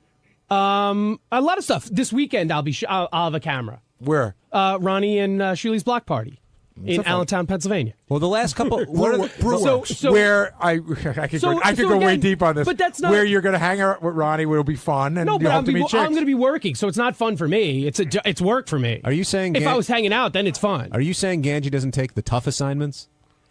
I'm saying I don't think you see Ganji shooting second camera at the Be the Tranny documentary. I can tell you, I don't remember Ganji being at either of the craptaculars. I know that. I gotta tell you that if we can get a couple of the Howard TV guys, the lower level guys, and maybe black out their faces and voices because they're all scared of getting fired, you'll hear some good opinions about Ganji. So, Jason, what have you heard? Tell me one thing you heard, and I can tell you exactly why. I've heard one of the raps I've heard about you is that you always act busy and tell people how busy you are, but you're not actually busy. That seems to be one of the. See that? Oh my God! If that person whoever said that should be fired because they're probably not busy. You should be too busy to fire them. I heard Ganji worries So about now you've the outed- pizza that's missing. We heard about the grandma's pizza. incident. You've outed someone, and I will find out, and maybe they'll be fired. I haven't outed anybody. What are you talking Well, about? someone Doug? said that, so Yeah, it's very easy to find out. It was Doug Goodstein. So what else? I've also heard that you definitely take all the plum assignments and don't give the good assignments to the other people. And it's, Everybody has listen, I know you every have seniority, assignment. but everybody has every. Look, what's better than the behind the scenes stuff right now? well, then why don't you shoot it? Well, because I don't take all the plum assignments. Duh, that's exactly. You really think hanging out in our office till 2:00 in the afternoon is a plum assignment? Well, I don't even want to be here. So tell me the other plumber. What are the plumber assignments? Well, it's all the strip clubs that you fly to. Again, that nobody wants to go to because it's on a weekend and nobody wants to take their time. So you've given this rap on. This is a perfect example. Right. You've given this rap on the air. My IM blows up. F you. Nobody else wanted to take it. I asked Angie 17 times to go to that. We have a coordinating producer named Sean Gordon. He asks everybody all the time, and everybody's like, oh, is it at night? Oh, do I get paid overtime? Oh, do I get a day off for going? Oh, so I'm the only one that says, like, look, if everybody doesn't want to go, if you have no other resort, I'll go. I don't care. That's not how. But some people see it. That's the reality of it. Listen, maybe people are just trying to rile me up to get it going, but that's what people IM me. That's the reality of it. And I guarantee Sean would get on the phone and back me up at a heartbeat. That he Just goes to in everybody Gandy's on the defense, staff I've heard him saying, "Does anyone want to go?" All right. Okay, I'll go. Wait, settle down, guys. Now, Mike, do you see why people may have this perception? Because when the Miss Howard TVs are here, you're here. When you hear about a trip to Vegas or anything involving, the strippers or the girls, you're there. Again, I don't volunteer for them. Sean goes around, we're like, all right, who will go? And Sean will ask people if they're willing to go, and a lot of times they say no. Ronnie and Richie, when they went to Steven Singer to get the ring, right? So we asked a bunch of people. If everybody said no, I said I would go. What you would to get what ring? We shot Richie and Ronnie on the road trip to getting Richie's engagement ring. Which, by the way, where are you going to show that? Well, I don't know. We By the way, according we to thought both, we might need it, so. according to both the other guys, it was a giant party. They're drinking, there But were again, girls. I don't know that. Did you go when Richard went to get his ring? No, because if Richard told us, we would have. Oh, I thought. That's the problem. Richie had a beer. Right, Yeah. they give you all right. They give you beer and wine and cookies. But and the point is, if Richard had told us, we would have. Really, we beautiful didn't know. girls. So I mean, what are you going to do? But all right, John, wrestle control. It is like a strip club. Too many voices here. Let's go to the phones. We'll talk to Billy in Arizona. Billy, what do you have to say about this? I believe Gange's just full of it. Based on what? Straight up and honest. I mean, if there's a beautiful girl in there, yeah, I'm jealous. I'd like to come in there. But just be straight up and honest with everybody, Gange. When a good-looking woman comes in, you want to come down there. It ain't no big deal. Look, if it was somebody I was interested in, I'd absolutely say yeah. But the Miss Howard TV, I'm not interested in. See, and Billy's touching it. Thanks for calling, Billy. He's touching upon Gary's issue, what Gary said in the beginning of the show, which was, if you came clean and just said, hot chicks up here, I want to be here, then that's Dude, that. Sometimes, I would understand that. Sometimes there is that situation. Sometimes I just think of it as work.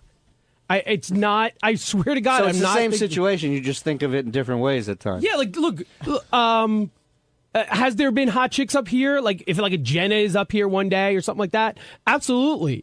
But if other situations, I just think of it as work. Again, when BB was up here, I came up because Richie was doing the Daily Show, so he couldn't come up.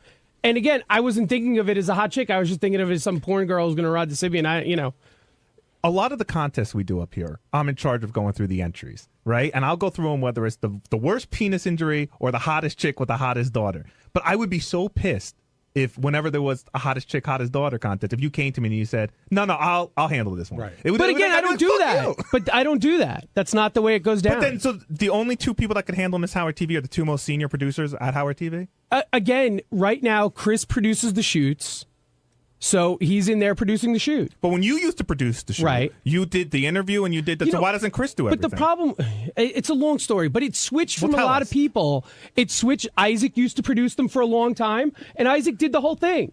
So when Isaac left, I took it over because we didn't really have a person to put in that slot that can be there all the time, and like it would be just like 1 month somebody could be able to do it. Next month you'd have to train somebody else to do it. The next month, you know what I mean? So it was like I had consistency. Right. I was always here. You know what I mean? So it was like that for a long time, and that's just the way it was. But now Chris took over, and how come he didn't take over full duties? I guess He does, in a sense that he tries to find the girls. He books them. We just do an interview because again, I don't know. I mean, we want to see who's going on our air. Like, look, at the end of the day, we're in charge of Howard TV, so I want to see who's going on it. I absolutely do. If they're a girl. Well, think of the but if we were bombshells. doing, look, we were involved when we hired Sid to host something, when we hired Jim Florentine to host something, all those other things. We were involved in the same exact level. All right, Steve, we got to take a break. Let's let Ganji get his... John Hine and the Bonus Show. We were involved in the same exact level. No, I didn't talk to you. Rachel talked to you guys. I talked to somebody else who I never met before. By the way, Sal working the board for Fred today. Yeah. Hello, you. Sal and Jim, some sort of combination of those two. It takes two people to replace Fred. Replace Fred, evidently. Idiot. But Fred Fred freaked out over our win on he was very happy. there was a death of Fred's family. I don't know how much he wants me to get into it. So, Right. with him, you got to be careful. Well, let him tell the story. He's Right. just out because of a family situation. Boy, it's weird not having Fred here. I think I like having Fred here because I don't worry when Fred is here. I don't think about that side of the room. That's right. Are you guys all right over there? It's amazingly quiet, too. It's weird. Sal, you under control over there? Yeah. It's just a little overwhelming at first. There's so many sound effects, and this is a completely different system. But, yeah, we got it down. I figured less is more. I realize I'm entrusting this to Sal, who's, I heard him on the wrap-up show yesterday. I don't know if you were there. I was there. I mean, Sal still can't comprehend what within 3 means. That was the best. Listening to the theories that we're going through. You want to hear some disturbing radio? Now, I guess most people listen to the wrap-up show who are fans of this channel. But really, I mean, this is wild. I missed the wrap-up show yesterday. And Sal, what the fuck's going on with you? I mean, you did score 102 on the IQ test, which is... Yeah, and I got an 86 on the Series 7 exam, which is a very difficult exam. Yeah, but you may have been answering the questions. You got the question right, but you don't know why. Yeah, he completely... You know what it is? It's sad. You're an idiot. He can't comprehend... Is Fred here? He can't even comprehend what was within 3. Yeah. The question on the Newly Weird game was, within 3, how many people will your partner say you slept with? Right.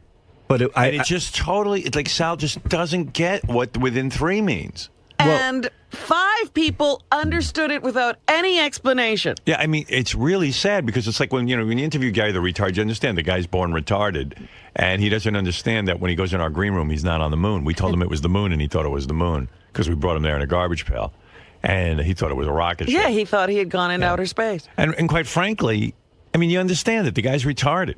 Can I leave now? Yeah, but you're in a weird... yes, you can leave. Sal's in fact, it's a weird energy with Sal in here, but it was weird. Like he doesn't understand within 3. I do understand within 3. The thing is that within 3 people... Well, now it's been explained to you 500 times. Yeah, but... Listen to him on the wrap-up show rather briefly. It's insane. The way it was worded, within 3 immediately, the first thing that came to my mind was within 3, does that mean because we're all married, we're not going any further than 3? In other words, are we staying within 1, 2, and 3? Wait, I still don't. Do you guys understand what that means? No, explain that. I really don't understand. How did they get one answer? JD says, within 3, how many women have you been with? And I'm like, within 3? Like within 1 woman, 2 women, or 3 women? Within 3. Oh, so you thought the answer could only be 1, 2, or 3? Within 3. Right. Okay. 1, 2, or 3. I put out 3 wooden blocks. I go, John, pick one within this 3. Get Gary the retard within on the phone. This Maybe he 3. can help us out. He thought 3 was the universe. Okay, now, and I'm thinking, okay, we're all married, and I guess they say within 3, we can assume 1 because we're all married, and nobody wants to go overboard and think that, hey, wait a minute, I didn't fuck more than 3 women. So then Howard goes 30. I go 30. So now what are you thinking? Now I'm thinking it's like what is it called? Like increments of 3. 3, 6, 9. Yeah, multiples of 3. Wow. So I'm like, wait a minute now, because he said 30, but then Fred's put 50 You're up. putting way too much thought into it. I know. You're just like within 3. Now it's multiples of 3. Well, first there's a little pressure because it's a game. Dude, I mean, your comprehension is so low. Do you read books at all? It's not low comprehension. I think I just Do you ever read anything? I do read. Be honest. Yeah, I just read Does everything just seem confusing to you? Nothing seems confusing at all. Bullshit. Even that wasn't confusing. It just was. It seemed more like a curveball because he didn't have the word within 3 people. So within 3, it was so vague. I didn't get it. It was very vague. It's Somehow. almost like he could have had sex with something other than people. Yeah. Oh, but I mean, how do you get through life when you don't understand within 3 how many people did you sleep with? I don't know. Would have been great if Sal went first and had to answer the question. That was my thought. You know, if JD had been rotating the starters, He might have gone first. might have gotten that question first. Right. And really, we would have had a great time with And then the he wouldn't have heard 30. Yeah, he wouldn't have had any ability to jump around because he didn't hear any answers. I got to tell you, Sal, there's a lot of times there's just certain information I don't know. You can't know everything, and it's embarrassing when you don't know it, but that's pretty wild. I feel bad for you. Don't feel bad for me. I kind of do. It's just one of those odd things. I don't know how you feed a family.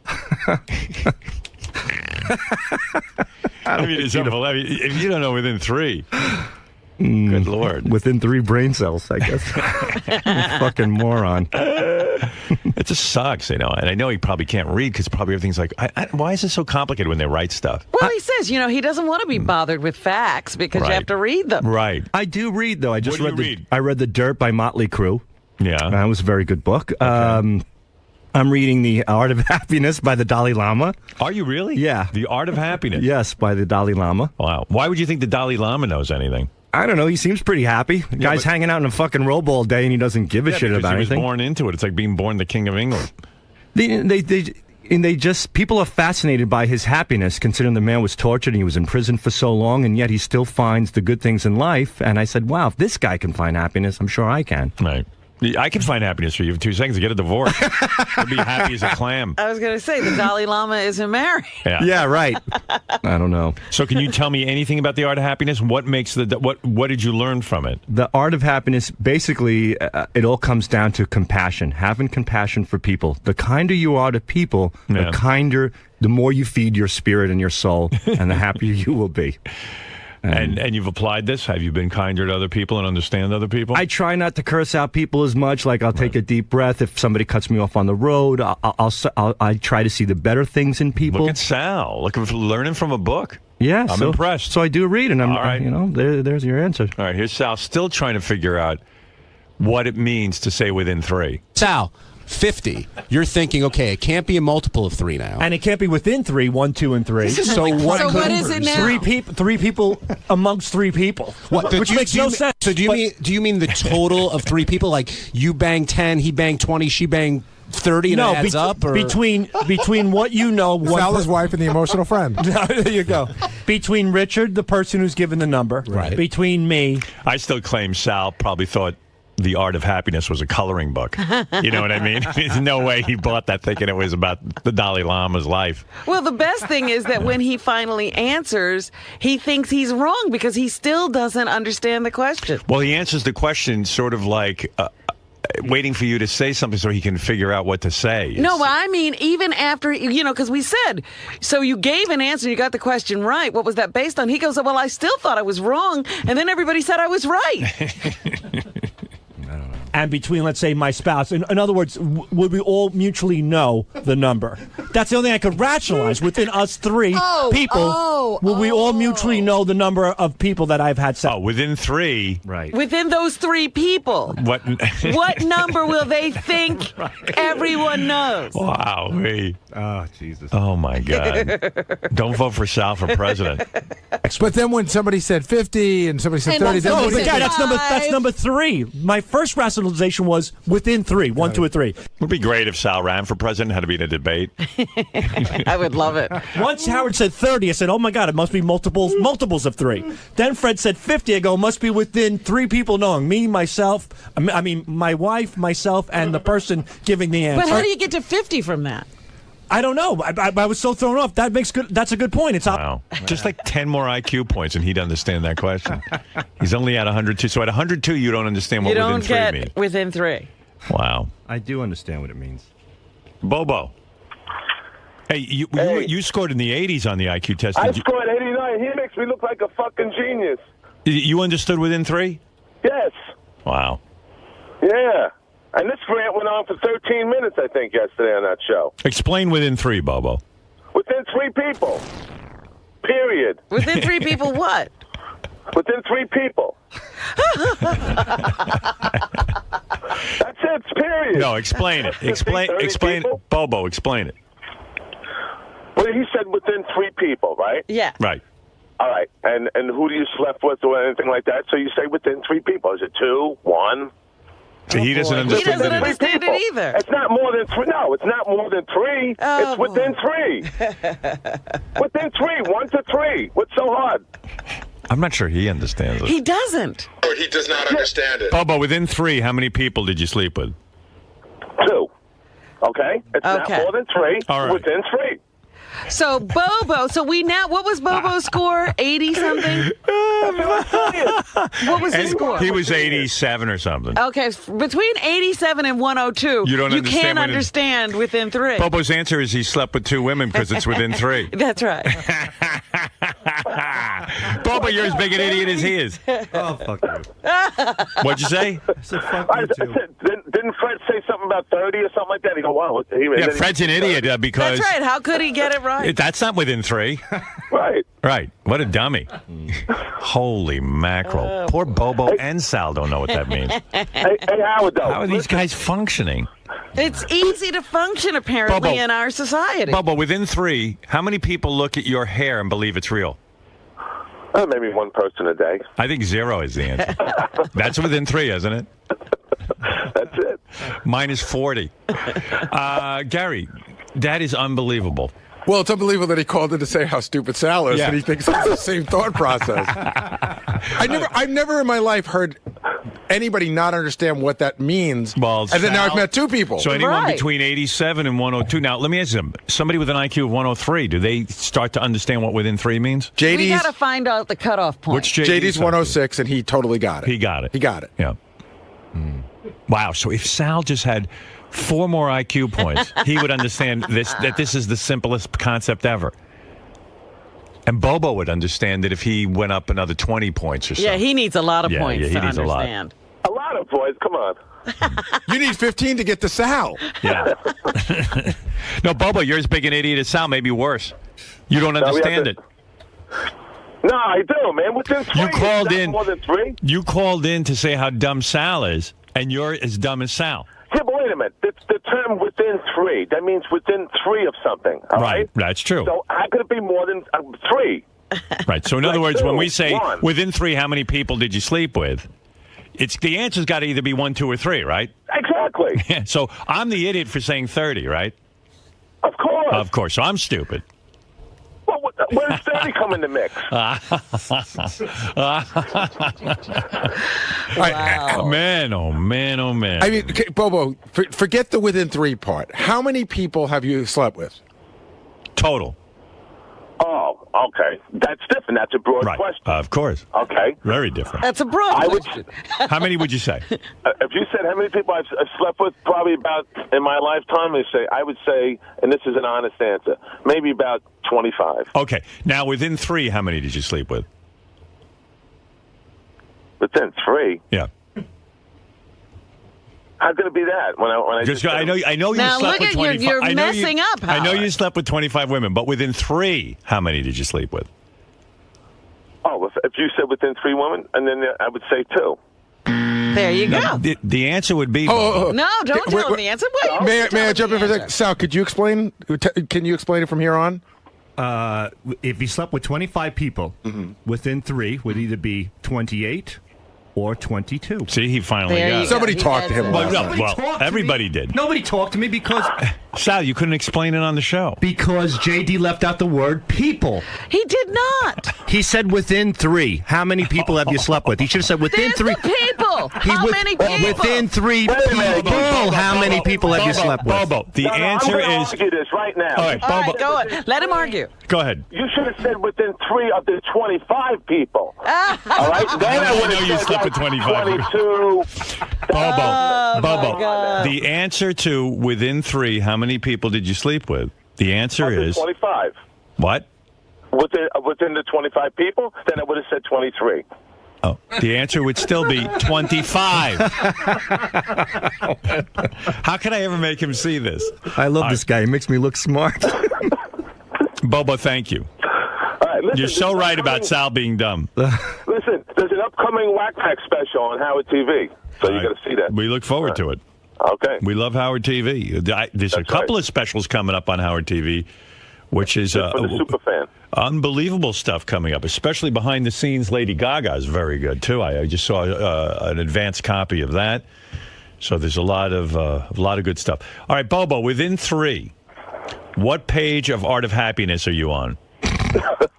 You must be reading that too. What? No, actually, when I'm reading, You two, by the way, you two don't need Art of Happiness. You guys need a basic math book. Something that just deals with logic. Yeah, start with basic math. Yeah. Can I say one thing though? It's just changing the gears a little bit. But yesterday's shares, right, in the very building that you guys do your show in, it closed at $40 and change, and meanwhile Sirius is in the toilet. Okay. Yeah. How about a Bobo, Sal, and Gary the Retard book club where they all report what book they're reading? I would love that. Yeah, they I can read books. That'd be a good Howard 101 special. What kind of books do you read, Bobo? I read, like, say Donald Trump book, Get Rich Quick. Did it work? I think I did it right for myself. I think in order to get rich quick the Donald Trump way, you got to know what within 3 means. Because when he negotiates and stuff, he knows within 3 Donald Trump. I can tell you that. I retired at 56. Got to have something right. Right. Thank you, Bobo. He's probably 28. He thinks he's 56. Within 3, how old are you? Yeah. Oh, there he goes again. Sorry to stump you. Within 3, how old are you? 58. How old are you for real, though? Huh? How old are you for real? 58. Right. Okay, he's getting it. Yeah. Within 3, how many wheels on a car? 4. Okay. Now you see, you learned something now. All right, Bobo. Now you sound like a genius. See, we pick up a little bit slow, but, we get it. All right. Thank you, Bobo. I still claim he doesn't. But he get was laughing for 24 hours at Sal. it. Yeah. Oh, he couldn't wait. His first phone call this morning was how dumb Sal is. And what an idiot. Jesus. When you said 7, do you know which theory you were using?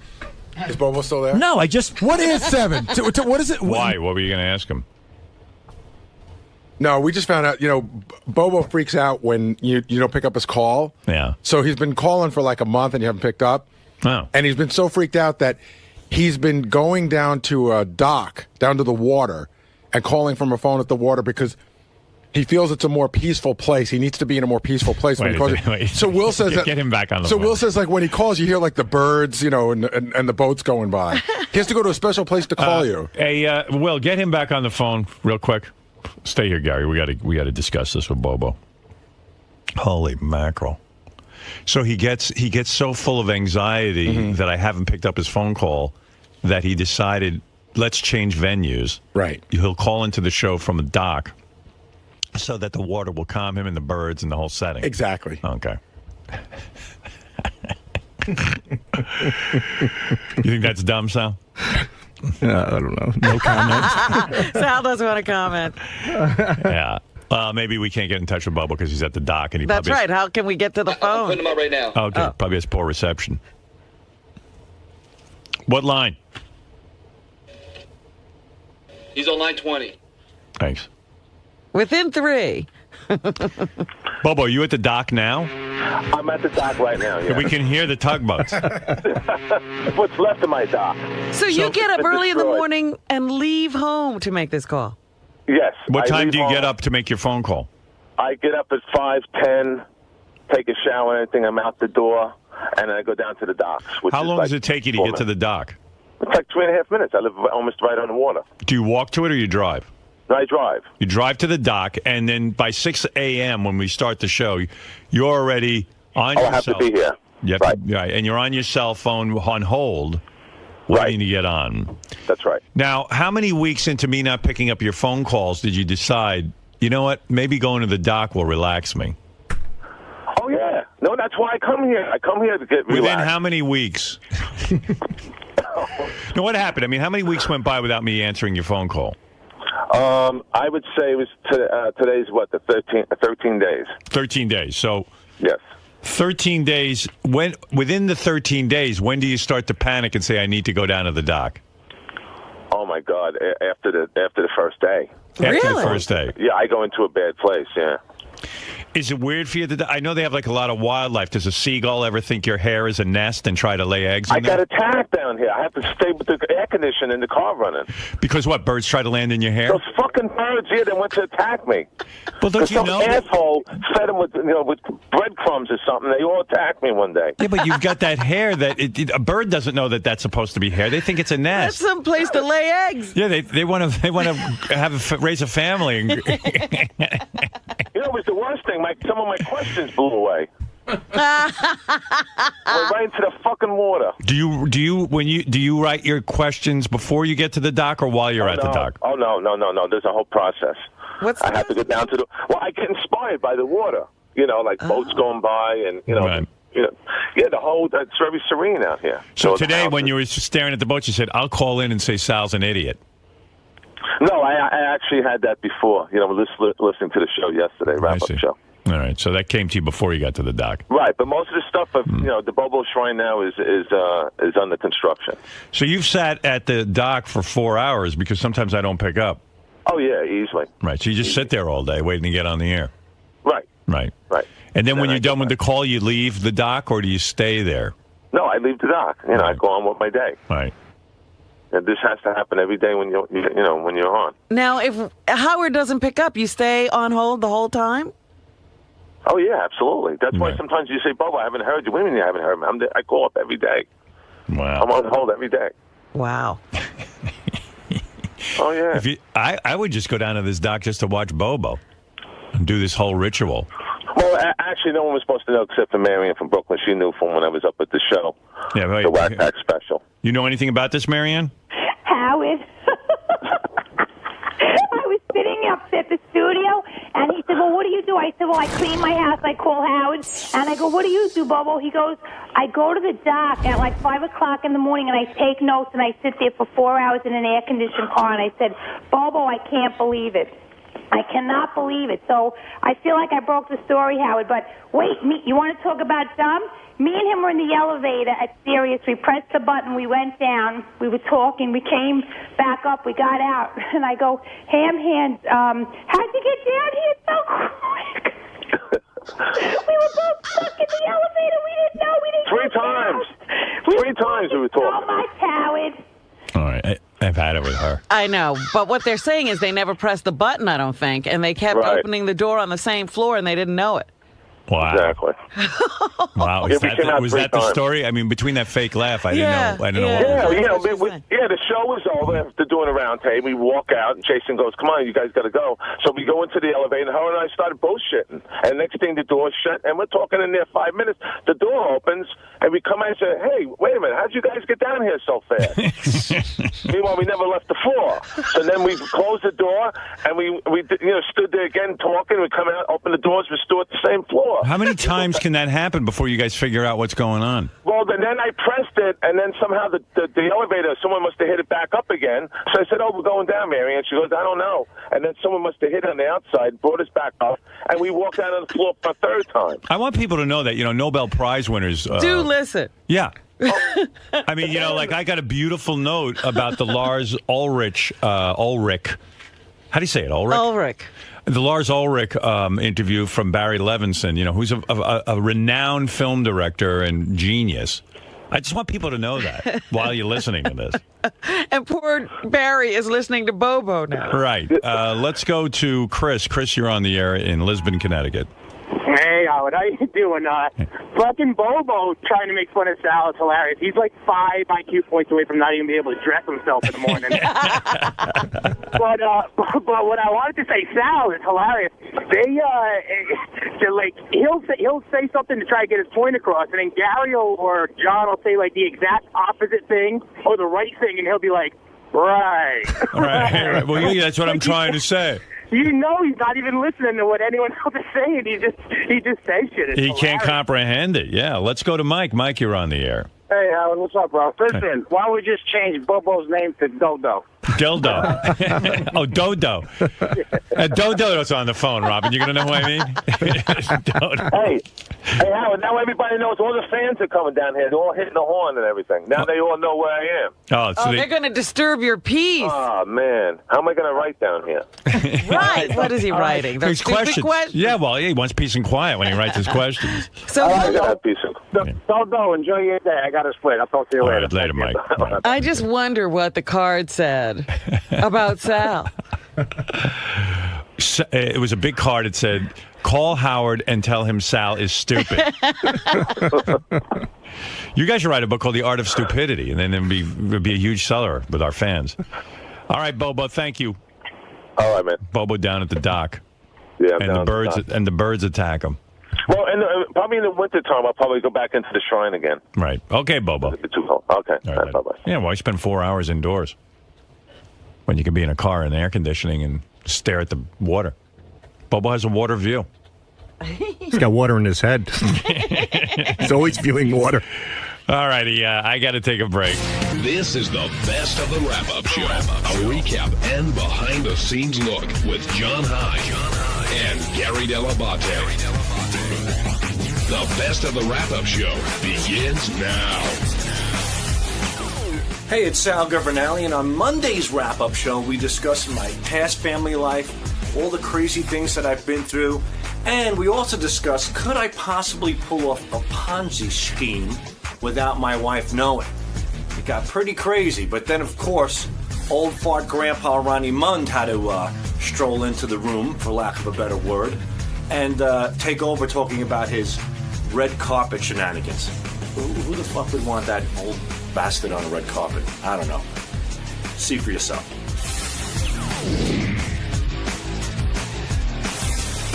So, G-Man, Howard was talking today about, Robin, I think, brought up the Ruth Madoff story, and they both said that she was completely unaware of what was going on with her husband, Bernie Madoff. And I guess he brought you in to illustrate how sometimes a wife can be unaware of what's going on with the husband, meaning your mom, and what was going on with your dad. Right. Is it difficult for you to talk about those times when you're talking about how you were brought up and dealing with both families? When I was younger, it was really difficult. I didn't speak to anybody about it. It was more embarrassing that other people made me aware of my father's other lifestyle. But I find it weird even now. Like, where's your dad now? He's home now, but he's leaving. Well, he just came back from Sicily. But how long was he there? For about 6 months. And so what? But your mom's here, right? Right. So what is he doing in Sicily for 6 months? We don't ask. But no, really. He's working on shipping wine in, and he says it's actually coming here. I saw him yesterday. He said it's coming here, I think, on the 11th of November. He has a whole container of wine coming in. So he's getting involved in the wine distributorship business. Yeah, you gave me a bottle of wine 2 years ago. You go, my father's getting in the wine business, and that's the last I saw of it. That's the last I saw of it as well. I think my father hooked up with a wine guy. He got a few bottles of wine. He's in the wine business. I certainly hope that's the case, because he's been pressing this wine for the past 2 years, and now this container of wine is supposedly coming in. Now, do you think most wives are unaware of what their husbands are up to? No, not most. I don't know. I think it's important to stay on top of your spouse, on top of your husband or wife. You know, I wish I would have in the past a little bit more. Literally. Yeah, both. Man, it's important to stay on top of your spouse. No, but that's not the question. Our wives, especially of our parents' generation. Definitely not. Definitely. I don't think, my mother did her thing. My dad did his thing. He went to work. She stayed at home, took care of the kids in the house, and that was that. A lot of times my dad would come home and go, I have to go to Arizona this weekend. He would just leave for Arizona. And your mother would never say why? He'd go to open up a business. What kind of business? Or did it ever get that far? I don't think it did a lot of times. We went to Sicily one time. We're driving. I'm in Naples. My dad, we put us all in the car. He goes, we have to go visit my cousins in Sicily. We're driving like for 6 hours. We get on the boat, then we go over the bridge, and we're driving. All of a sudden, he stops. There's this huge rock. He reaches underneath it, pulls out a garbage bag, puts it in the trunk, and keeps going. Nobody in the car says a word. We just know not to. It's just weird like that. Now, do you think in your relationship, I mean, we've been down the 143 road. I don't want to go there, but yeah. Do you think, do you make Christine aware of everything that you're doing? I'm not talking about cheating or anything like that, but I mean more like, work stuff or, if you're going away or whatever. Like, does she want to keep tabs on where you are? In the beginning, I did a lot, but, now I come home and she's like, what happened today at work? And I said, nothing. It's just the same old thing. And she says, why do you get so uptight when I ask you about work? I go, because if I bring something up, we're going to get into an argument and you don't know the whole story. And But what do you mean? What would you argue about at work? Well, let's say like my sex life sucks, something like that. And but I mean, when she says went on to work today, you'd say, oh, we had this comedian on. She used to be on Last Comic Stand, and she's pretty funny. She did the roast. You don't... Yeah, somewhat, but I'm tired. I don't want to talk. I've been talking all day. I've been working all day. No, you're just tired of talking to her. Well, I'm not. Yeah, but maybe, you are. Maybe a little bit. So, it got to the point because I don't bring up your work anymore because you don't want to talk about it. And do you say to her, what'd you do all day? No. Does she tell you about her day anyway? Yeah, I do ask her from time to time. We do talk about it. But what am I going to hear? She went to Target. She bought bottled water. She stopped and got her hair done. She was, talking to her girlfriends. I got to tell you, we sit at the dinner table every night, and it's not like I'm like, the teacher, like, what did you do? What did you do? I'll be like, Lucas, what'd you do today? Oh, school. I go, Mary, what did you do today? She says, I went to the gym and I did this and I did that. And I do ask the Jack questions. says who was on the show, and that's what you do at dinner, I think. We do that at dinner. I do ask the questions, but there's really after being with somebody for close to 20 years, it's pretty much the same monotonous routine. So I always ask, and we certainly share a lot of things together, and we talk about our friends and things that are going on, but. I mean, the question is, could you pull off a Ponzi scheme with your wife not knowing about it? No, I couldn't. Not with her. No, she's well aware of my schedule. She does. She puts my schedule together as far as the well. In this case, it wasn't Bernie Madoff's schedule. He had a regular schedule. It's just what he was doing while he was there. That's right. I certainly couldn't pull it off. No. We're certainly in tune and in touch with each other as far as I know. Hey, Ronnie, I see you over there. Are you doing Good Day LA or what? I don't know. Where did this come from? Munfan Network. What do you mean? A guy tweeted that, hey, Ronnie should do this Good guy Day runs LA? a thing called Munfan Network, all promotion about Ronnie Mund. What does that mean, though? It's like a website? On Twitter. Is this officially sanctioned by you, or I don't give? Listen, I don't give a shit what he does. He puts shit up all. No, what are you talking about? Money? What do you right away? Everything's for money with you. What are you? The funny thing is, about? when Ronnie says he doesn't give a shit, in his world that is officially sanctioned. Are you okay with it though? It's so stupid. Some cool. of the stuff Do he you puts follow up, it? though. Well, it's on my page, so I see it. Well, what are some of the other things Like you some think of she the should do? Like here's some of the, like I could get on there right now probably because I'm sure he heard that he was mentioned on the show. There'll be like 10 in a row of what? Hey, Leonardo DiCaprio, put Ronnie Mund in your next movie. Hey, Donald Trump, make Ronnie Mund the judge at the Miss America pageant. All right, so he's spreading the word. Hey, NASCAR. You make Ronnie a grand marshal at your next race, shit like that. So he said, "Hey, Jillian, put Ronnie on." Right. So in other words, you're not booked at all. Pretty much booked. No. Oh, okay. I'm not booked. But you are booked to walk the red carpet. Oh, that's got nothing to do with him. And what is that? You're walking the red carpet for Fox, you said? Yeah, for UFC, the launch of UFC on Fox, November 12th. And they're flying you first class? Yeah. Very nice. Yeah, it's cool. Is it because you have another thing coming up? Yeah, I got or something. I have something going on with them, and the guy who's putting the UFC thing together is also the guy who's part of putting that my thing. thing. This is cool. Like this is like a soft launch of Ronnie. Yeah. Like Ronnie's coming here, but not promoting anything. But just people get to know Ronnie for when he's got his big gig. Need to be seen on the red Right. carpet. So what's your plan? As far as what? You're just going to stroll down? You got to have a game plan going in. What kind of game plan? I just walk and do the usual me. Gary, you're a red carpet veteran. What advice can you give Ronnie? Give me some advice. Usually when you're on the red carpet, usually they're asking about the show. So just be ready for questions. I always try to figure out how I'm going to handle anything I don't want to talk about. I'll tell him to fuck Like off. when Howard's contract was up, and I went to McCartney. I was going to say, your plan for the red carpet is to tell him to fuck off? Well, if I don't like what they're asking me, no, I wouldn't say it. No, I'm only kidding. Well, that's got to be exciting getting flown out to L.A., walking the red carpet. Yeah, it's exciting. I'm all hyped up about it. Are you bringing your girlfriend? No, she can't go. She's got to work. Don't you think? I can't see Jillian not having him. I know there are two other people and others in the decision-making process. Oh, then he put up one also that I should be on Jimmy Kimmel. Hey Jimmy, he's coming out to L.A. You should put him on the show. Jimmy could probably work you into a bit, but I don't think he could book you as a guest. Yeah. I think that, believe it or not, Good Day L.A., they have like authors and actors on, and I know Jillian could do 8 minutes with Ronnie in her sleep, but I don't know if she could talk the rest of the people, the producers, into putting you on. Right. Yeah. Hey, you got any other plans while you're out there? I'm going to see some friends because mostly I got just one thing going on, and then the UFC thing. So I'm getting out there on Thursday, so I'll have some free time and see some friends out there. Well, good luck with that. Yeah, thanks. Hey, it's Gary Dell'Abate. On Tuesday's wrap-up show, we talked to Benji because Benji brought in his new friend, his girl that he's in love with, that wanted to perform. So we talked about how wacky Benji was acting. He couldn't eat breakfast. He hung around all day doing her sound check. Then we all tried to give advice, and JD even stepped in to give advice on how not to be a friend to a girl. Here's what happened.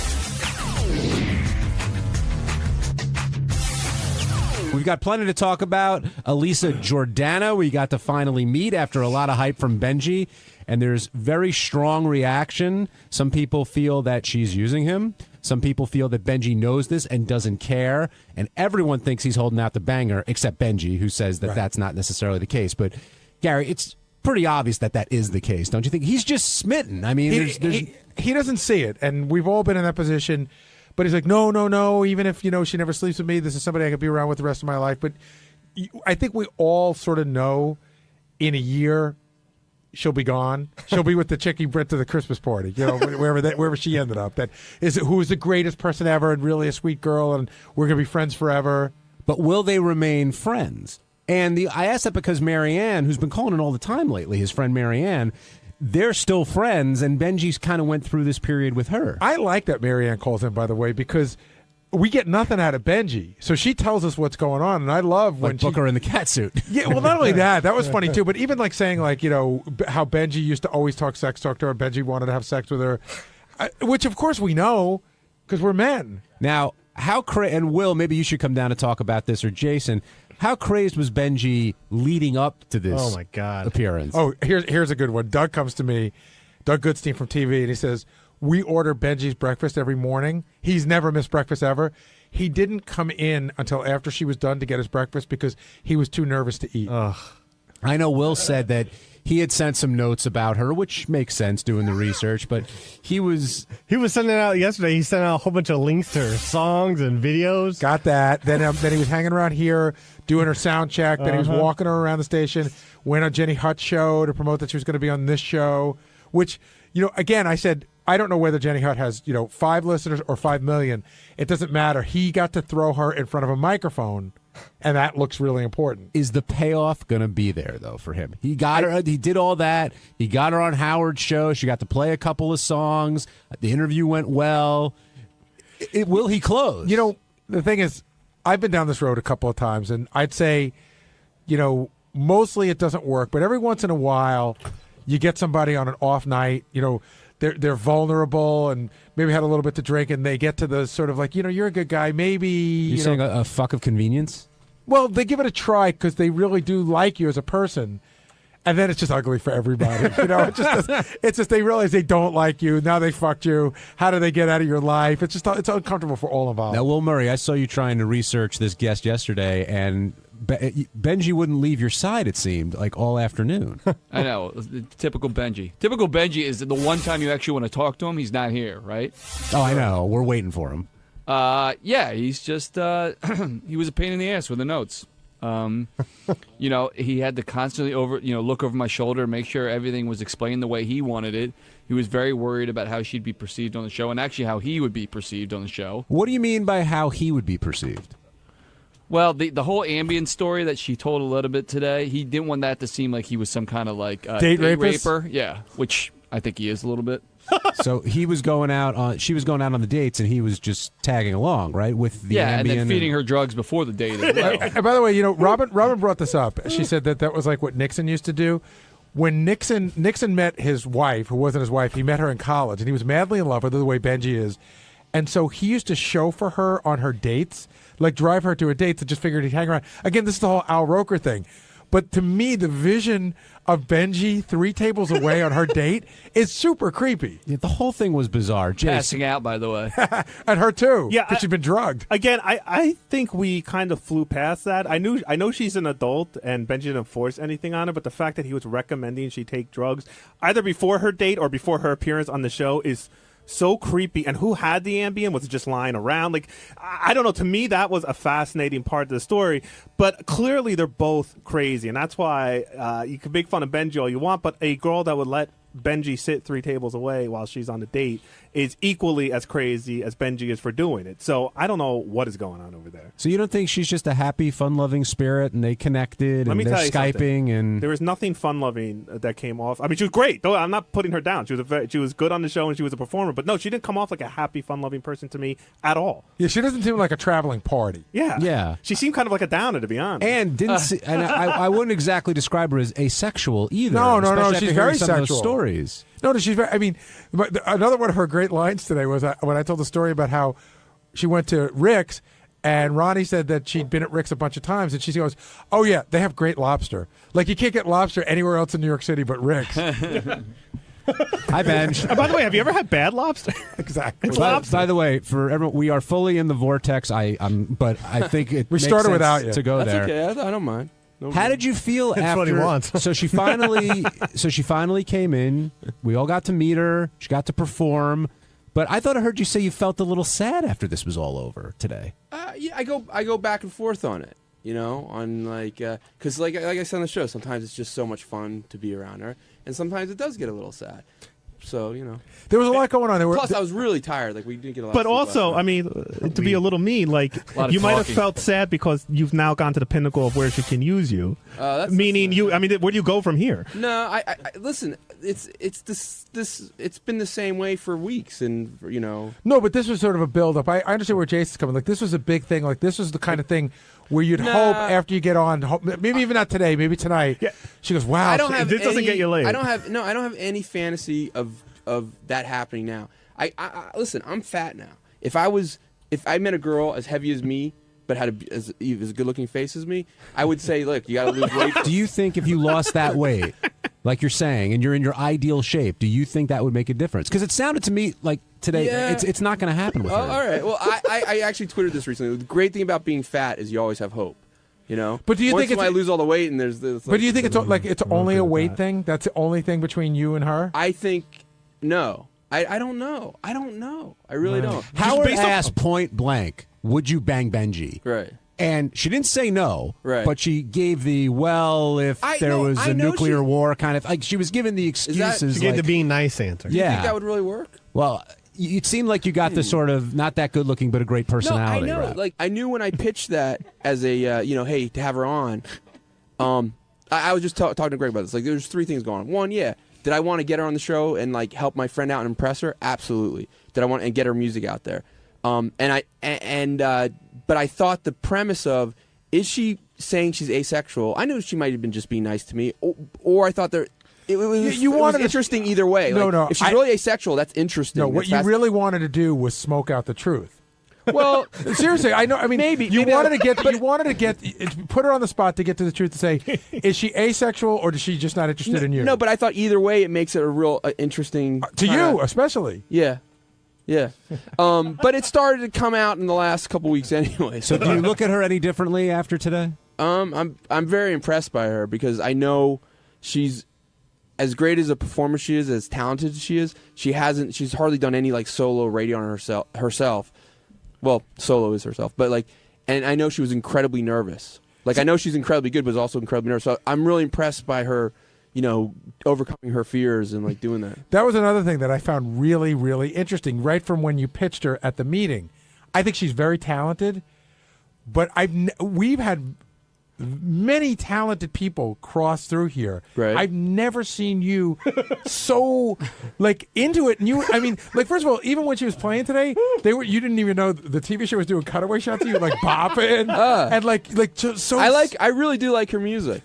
So I think you really like her. We can tell. I do. I really like her too, but I really like her music also. JD, what advice would you have for Benji? I was also bopping when Lady Gaga was in. Not like this. I don't know. I don't even know. If he's okay with them being just friends, then I'll let him do his thing, whatever. But it seems like he wants. Hold on. But if he's looking, if he even thinks. He's dreaming of a little something more. I think he should just stop. Well, no, because you're really hurting yourself. I get that, and like I said, I don't think she will meet someone better than me. I don't think that she'll meet someone better than me.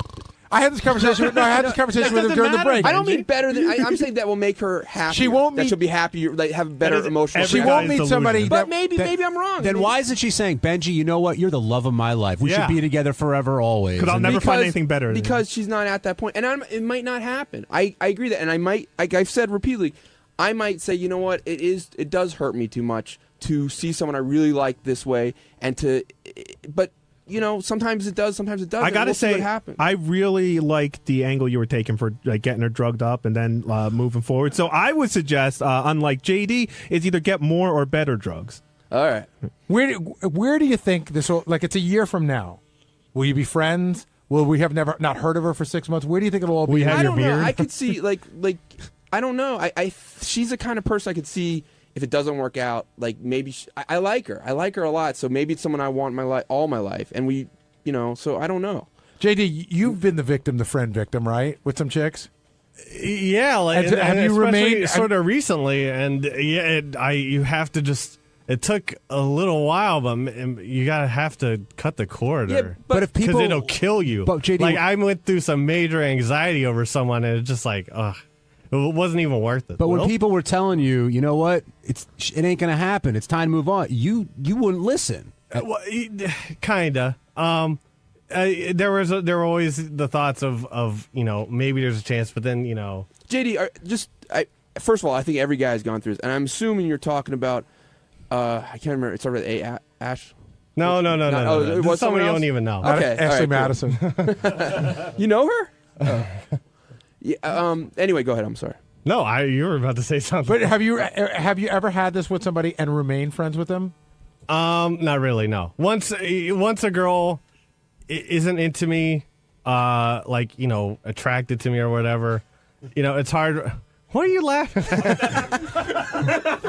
It's hard for me to be just friends with them. You know what I mean? Same here. It's not. Or sometimes it is, and sometimes it's not. Aren't you worried about if something does happen romantically, it's going to destroy everything you've built? In terms What do you mean? Because you could be if we get together romantically. It's like a bad John Hughes movie, but you could be friends with them for a very long time. Then that moment happens. Then all of a sudden, it just didn't live up to expectations. That's possible. I mean, but I'm not looking for a guarantee. I was back there in the newsroom, John, and Al, who's editing up the news stories today for us, told me an interesting story that when Benji did the Hurricane show, where he was doing a 1-hour show during Hurricane Irene, I think, he had asked Al to upload 20 songs of this girl into Profit to play throughout the show. She was gonna be one of the people I interviewed. They said they couldn't get her on the phone. Now, Al sat there and had to upload 20 songs. Well, they asked me. They said, "Give us every single thing you want to upload that could possibly be." Because they also told me when I did the Hurricane show, it could be all night. So you skipped the Billy Joel anthology. No, I also had several Daniel Johnston songs. I tried to get a Kenny Roby song about Daniel a hurricane. Johnson? Another guy won't bang him. Yeah. Well, don't say that so quickly. Don't say that so quickly.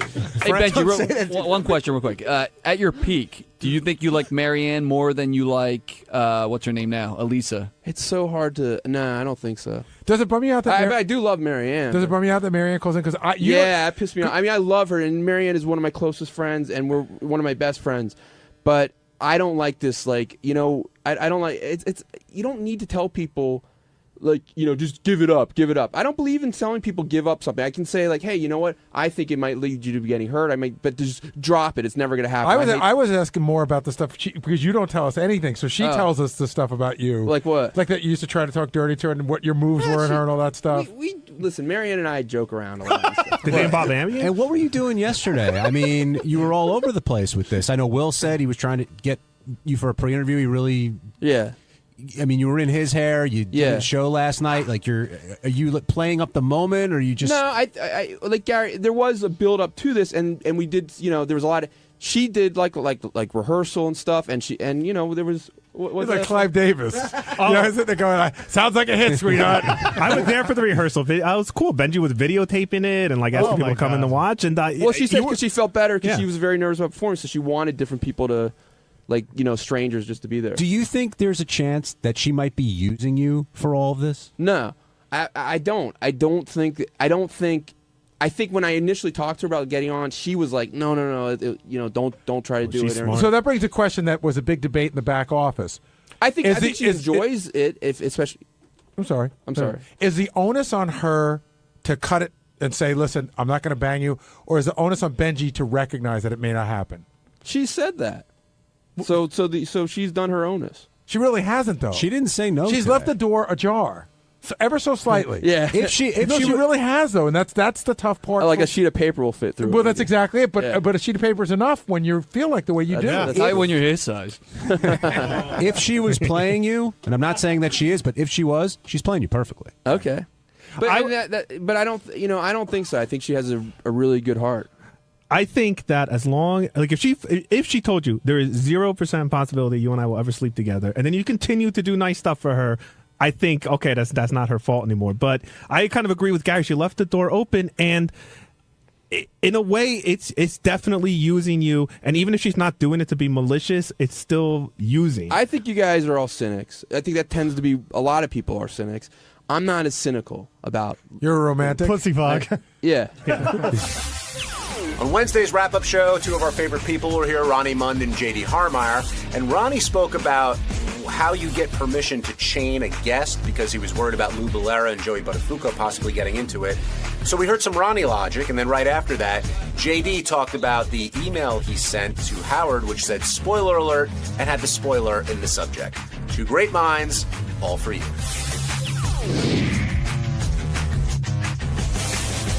Ronnie, with Lou and Joey coming in, a lot of the they got along very well, but Gary, you should describe the setup because there was a whole, reconfiguration of the studio, and one was isolated, and a lot went into it. I'll talk about that, and then I'll talk about the conversation that Ronnie and I had yesterday, how it all led to this. But basically what went on was Howard was very fearful that there was going to be an altercation. And Ronnie and I had spoken yesterday morning. I went to Ronnie. I said, you got extra guys tomorrow, right? He goes, yeah, absolutely, because we knew something could happen. So I get a phone call from Ronnie at like 1. I guess Howard called me when I was down with Tim, and I tried to call Howard back. I couldn't get him. Ronnie called me. Howard's very nervous about what's going to go on. And then Ronnie said something about a ball and a chain, which I didn't understand, which in all fairness, Howard must have said to him. And in my mind, I'm thinking like, handcuffs and balls and chain. Like, we can't do that. Does Ronnie have a security or police type of voice or manner when he's talking, like when he's setting up these No. plans? We were just talking. Ronnie and I talk about this, like how you going to handle this, how you going to handle that. So Ronnie had informed me, because Howard had gone to the gym, and Ronnie said he called me. He's worried about tomorrow. He talked about maybe handcuffing them or putting them in a ball and chain. But I called the people that work here, and it can't happen, et cetera, et cetera. So I just sort of let it go by because I knew it was an idea that came and went. Right. And then I said to Ronnie, we'd done this twice before. I said, why don't we put one guy in Robin's studio? That way your guys can block the door either way, him coming out or Joey going in. And that ended up being Lou. Right. We put Lou in there and put one guy on the couch. And so everybody liked that idea. Now, I'm trying to think who the other people, who's the black wrestler? I think his name was Booker T. Mm-hmm. And I think somebody interviewed him and gave him a quiz, and he did not come across looking very bright, and he was fucking angry. Yeah. And so we put him in the booth. That's one I remember. And I think we did it one other time. Oh, the KKK guy. Which kid? Yeah, Daniel Carver for the Carver roast. That was the roast. Protect him, though. That was the roast. Right. He was in there. But Ronnie, what was your plan, and did you leave a message like that for Howard? No. So what did you tell him? No. We talked in the car, and he said that he was nervous about, he didn't want any problems. So I said, well, we're bringing extra guys in. And he goes, well, maybe we should chain them to the couch and one to the chair, or handcuff one or whatever. I said, I don't think that'll work, but I'll check into it. So I checked into it with a couple of people here that work here, security people. And, it's you can't do that unless you get permission. How many people did you check with? Well, 2 different people. Okay. And did you think Howard was being like dead serious? I want them chained. I want them handcuffed. He wanted something to make sure that they wouldn't get at each other. But that's not the issue. Well, there wasn't an issue. I don't think that was Howard's point. Howard's point was, did you think he was asking for you to do it without their permission? No, how can you do it without their permission? But you were saying we can't do it without their permission. Right. Well, that's what. So then we could have done it with their permission. Yeah, you could have. Yeah. So then why would you say to Howard we can't do it without their permission if you didn't think he was asking that? Benji, I actually know what he's saying. He's saying that you should have what Benji's saying is you should have called Howard back and said, we can do this. I did say that. But we're going to have to get their permission, and they may not give it. I did say that. If we got them either written or them telling on camera, beforehand, like we do when we get the IDs from girls and stuff like that, that I give my permission to be handcuffed into a chair. But did you ever assume that Howard was going to want to do it without their permission? No. So normally you don't bring up something like that unless you think. Why wouldn't you bring it up? Why would you say also like? Why is it so? Why do you have to pick at everything? No, why I think it's interesting. What? I'm not trying to be mean about it. No, but I don't understand what the problem is here with you with this. What is the problem? I swear it's not a problem. I find it interesting. Okay, it's interesting, but I told him every scenario of it, and that's why he said I left this long message. What was every scenario? the scenario was either you could handcuff them with their permission, or you can't handcuff them unless they're under arrest. See, that's where it gets funny because I think we all know that nobody's going to handcuff them without their permission. Well, no, you can't just have them walk in and say, "Hey, listen, man, we think there's going to be a problem here. We're going to handcuff you." No, you could have them walk in and say, "We think there's going to be a problem here. We were thinking about it might be funny if we handcuff you. Are you cool for that?" Yeah, right. But they weren't cool about doing that here. How do you know? Let's get to that. Who wasn't cool about it? The serious people. They didn't like the idea of handcuffing people? Then we couldn't do handcuff people at all. If we had their permission. Well, hold on. But you're saying two different things. Either the serious guys told you no. They weren't happy with it either way, but it can be done if you have their permission. But they weren't happy about it. Wait, so the handcuffs... How much more can I say? Wait, Ronnie. They weren't happy about it here. Okay, so the handcuffs were out. But what about the chains? No, the same difference, John. Chains, handcuffs, the same thing. All right, so after you found this out, what was the next plan? Did you design the layout? No, Gary, I spoke to Gary. Gary said, we've done this before. What if we do it this